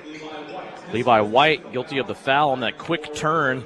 The quick steal there by Southeast of Saline ends up in back-to-back buckets by Kerr. He has a chance now to go to the free throw line and make this a 13-point lead. And we're seeing flows and runs, and that's what happens when you're going to press a team. There's going to be times that you give up easy buckets, you see the free throw miss, but there's going to be times you get easy ones, and you just hope that pressure continues, to wear an offense out. Here's a Buffalo going right down the middle of the paint. That's no good, and a foul called inside. Kerr and Jacobson both in the area. They're going to call it on Kerr, and Isaiah Kerr collects his first foul. It's a couple times I thought Gannon could have been called for a foul, but very fortunate for Southeast. Gannon's only got 1 on my book, and other players have multiple. But as long as you keep Gannon out of foul trouble, you're going to stay in a basketball game. Grayson Novak to the free throw line makes the first. He's 3 of 3 from the free throw line here in this game. Has 5 points. 3:06 remaining here. Second free throw on the way. Got that one to go as well. Still no field goals for Republic County in this game, but they are doing well at the free throw line. They've only missed 1 so far. They're 7 out of 8. Isaiah Kerr with it. Down low post, under the blocks. Now out to Owen Bailey. We'll swing it around to Grady Gebhardt, center of the floor. He looks right to Jacobson. Jacobson looking back cut. To Isaiah Kerr, who goes up. Can't get that one to go. 2 bounces off the rim. And back to the free throw line goes Isaiah Kerr. And Devin, Isaiah Kerr is doing a great job just finding where that sweet spot of the zone is. He's finding that weakness. He's finding that weak side. It's a great catch. It's not easy to catch a ball up high and then go right back up. But we're seeing him back to the free throw, and he's had a lot of offensive success against this zone as he hits that first free throw. First free throw in. That foul will go against Grayson Novak. It is his first. Concordia leading Chapman halftime of the boys game, 21-17. Ellsworth leading Plainville 13-12 at the end of 1. As Isaiah Kerr hits both free throws for Southeast of Saline. Now a steal by Jacobson. Back to Kerr, and he's going to score. Isaiah Kerr all suddenly has exploded here for 6 points in the quarter. Yeah, and all strong finishes from Kerr. That was started from Bailey. Great play, athletic, acrobatic, gives the ball to Jacobson. Jacobson finds Kerr, fantastic finish for the Trojans. 32-18, all of a sudden a 14-point lead now for Southeast of Saline. And as you said, they've been able to put together some runs that happen in a blink of an eye. Here's a shot now put up inside. That's no good. A winning rebound for Grayson Novak, who's able to go up and score. He battled in there. Novak just outfought everybody right there for the offensive rebound and go back up with the shot. Again, something you're okay giving up every once in a while when you run a full court press like Southeast is doing. Skip pass, Kerr to Bailey. Three-pointer counted on the right-hand side. 8 points in the period for Owen Bailey. Yeah, this is exactly what Coach Flax wanted, right? High-pressure defense. You'll give up something every once in a while. You see another turnover created by the full-court pressure. Just continue to keep those clamps on and go have some fun on the offensive side. 13 turnovers now for Republic County. Southeast of Saline has 2. 1:46 left to go here in the first half. Southeast has built their big lead, currently 15 points, 35-20. Owen Bailey has it, as right now Southeast stepping out. They're spreading that zone out, seeing how thin they can get it around the basket. Here's Gebhardt with a little drive. Pitches it out right-hand side to Jacobson. Gannon now looking. He puts it inside to Owen Bailey, who is fouled. This might be on the floor. I know Owen was looking to shoot, but they're going to say it was on the floor. Didn't have a chance to get a shot attempt up yet. Devin, it looks like there's a lot more patience from Owen Bailey tonight than we've seen, in games past. Usually he's got a quick trigger, which is fine. Like when Owen Bailey gets going. But he's looking for that pass more often than not. We've seen him cut a few times, catch the ball deep. That's going to be, it's a good sign for Southeast going up. He can hit open shots. He can also hit contested shots. But if he's hitting open shots and getting more of those, it's going to be successful for Southeast. Well, one thing I will tell you, Owen Bailey just lost it going down the middle of the paint there as Republic County gets it and they pitch it out. Just the third turnover for Southeast. Yeah. And now a foul called here on Caden Perry. One thing I've noticed over the last 4 games, just a trend here a little bit for Owen Bailey. His scoring has came down just a tick, and we're talking less than a point a game, but his assist numbers have gone up. Yes. So he's getting other people involved while he's still scoring 16 points a game. And the emphasis usually for defense is going to be taking care of Jacobson and taking care of Bailey. And if you can all of a sudden start distributing the ball when all that defense is collapsing, that's when you're going to see this team flourish. And I think that's that senior leadership that he's starting to kind of understand his role. He knows that he can still go get his 20 a game or 16, whatever he's at, but he can still go, he can have an outburst for any night as we see both those free throws missed, but he can also distribute the ball when need be. Jacobson with a long pass. Bailey takes it off the head of a defender and then turns around and explodes to the rim with a score. What a play that was by Jacobson and Bailey. Now 17-point advantage for Southeast. 37-20, 47 seconds left here in the second quarter. Gaither with it on the right wing. He's in a Southeast trap. He's in trouble. Now he gets rid of it, throws it in the backcourt. Isaiah Kerr will run it down. Kerr on the right-hand side got pushed, and he will go to the free throw line for 2. Yeah, Kerr's the benefactor of just straight hustle tonight right now. We've seen him just explode in this second quarter especially. And right there, you just saw he just out-hustled everybody to the basketball. They're going to call an intentional foul, which I thought I saw as well. I saw arms extended, so Kerr's going to go to the free throw line for 2, plus the basketball will stay with Southeast of Saline. Levi White guilty of the foul. Isaiah Kerr to shoot 2. First free throw is up and good. Smoky Valley at the end of 1 leading Hutch Trinity 10-4. Also, El Saline, the number 3 ranked team in Class 2A, they're leading Marion at halftime, 36-15. 38-20 here. Southeast of Saline leads it by 18. They will call after the intentional foul called on Levi White. And nothing egregious by the intentional foul. It wasn't trying to cause any harm. Just understood that he had a player that was going to get a wide open layup and just got called for arms. Jacobson with it on the left-hand side. In now to Perry, who's standing at the left elbow. Now back out. Good ball movement here by the Trojans. 28 seconds left to go. Jacobson looking at the clock, wants to play for one last possession. Looks over his shoulder, confirms that with Francis Flax. Now Jacobson will start dribbling, still taking the clock down to 16. Keep it tuned right here at halftime. We'll go over numbers from the first half. Also talk to Shauna Smith about another Southeast Lady Trojan victory. Jacobson will start it here. Clock down to 6. Now over to Owen Bailey, right-hand side. Inside the paint, now back out. Bailey at the buzzer for 3, and he got it. Owen Bailey with 3 threes and a couple of twos in that quarter alone. He scored 13 points in the second, and Southeast of Saline with a 21-point lead here at the break. 41-20 is our score as we hit the Knopf Auto and Truck Accessories halftime report. When we Everything to bling out your ride in one place, including top quality lift kits, wheels and tires, bumpers, Jeep accessories, fender flares, bed covers, bed liners, step bars, even custom painting. Knopf Auto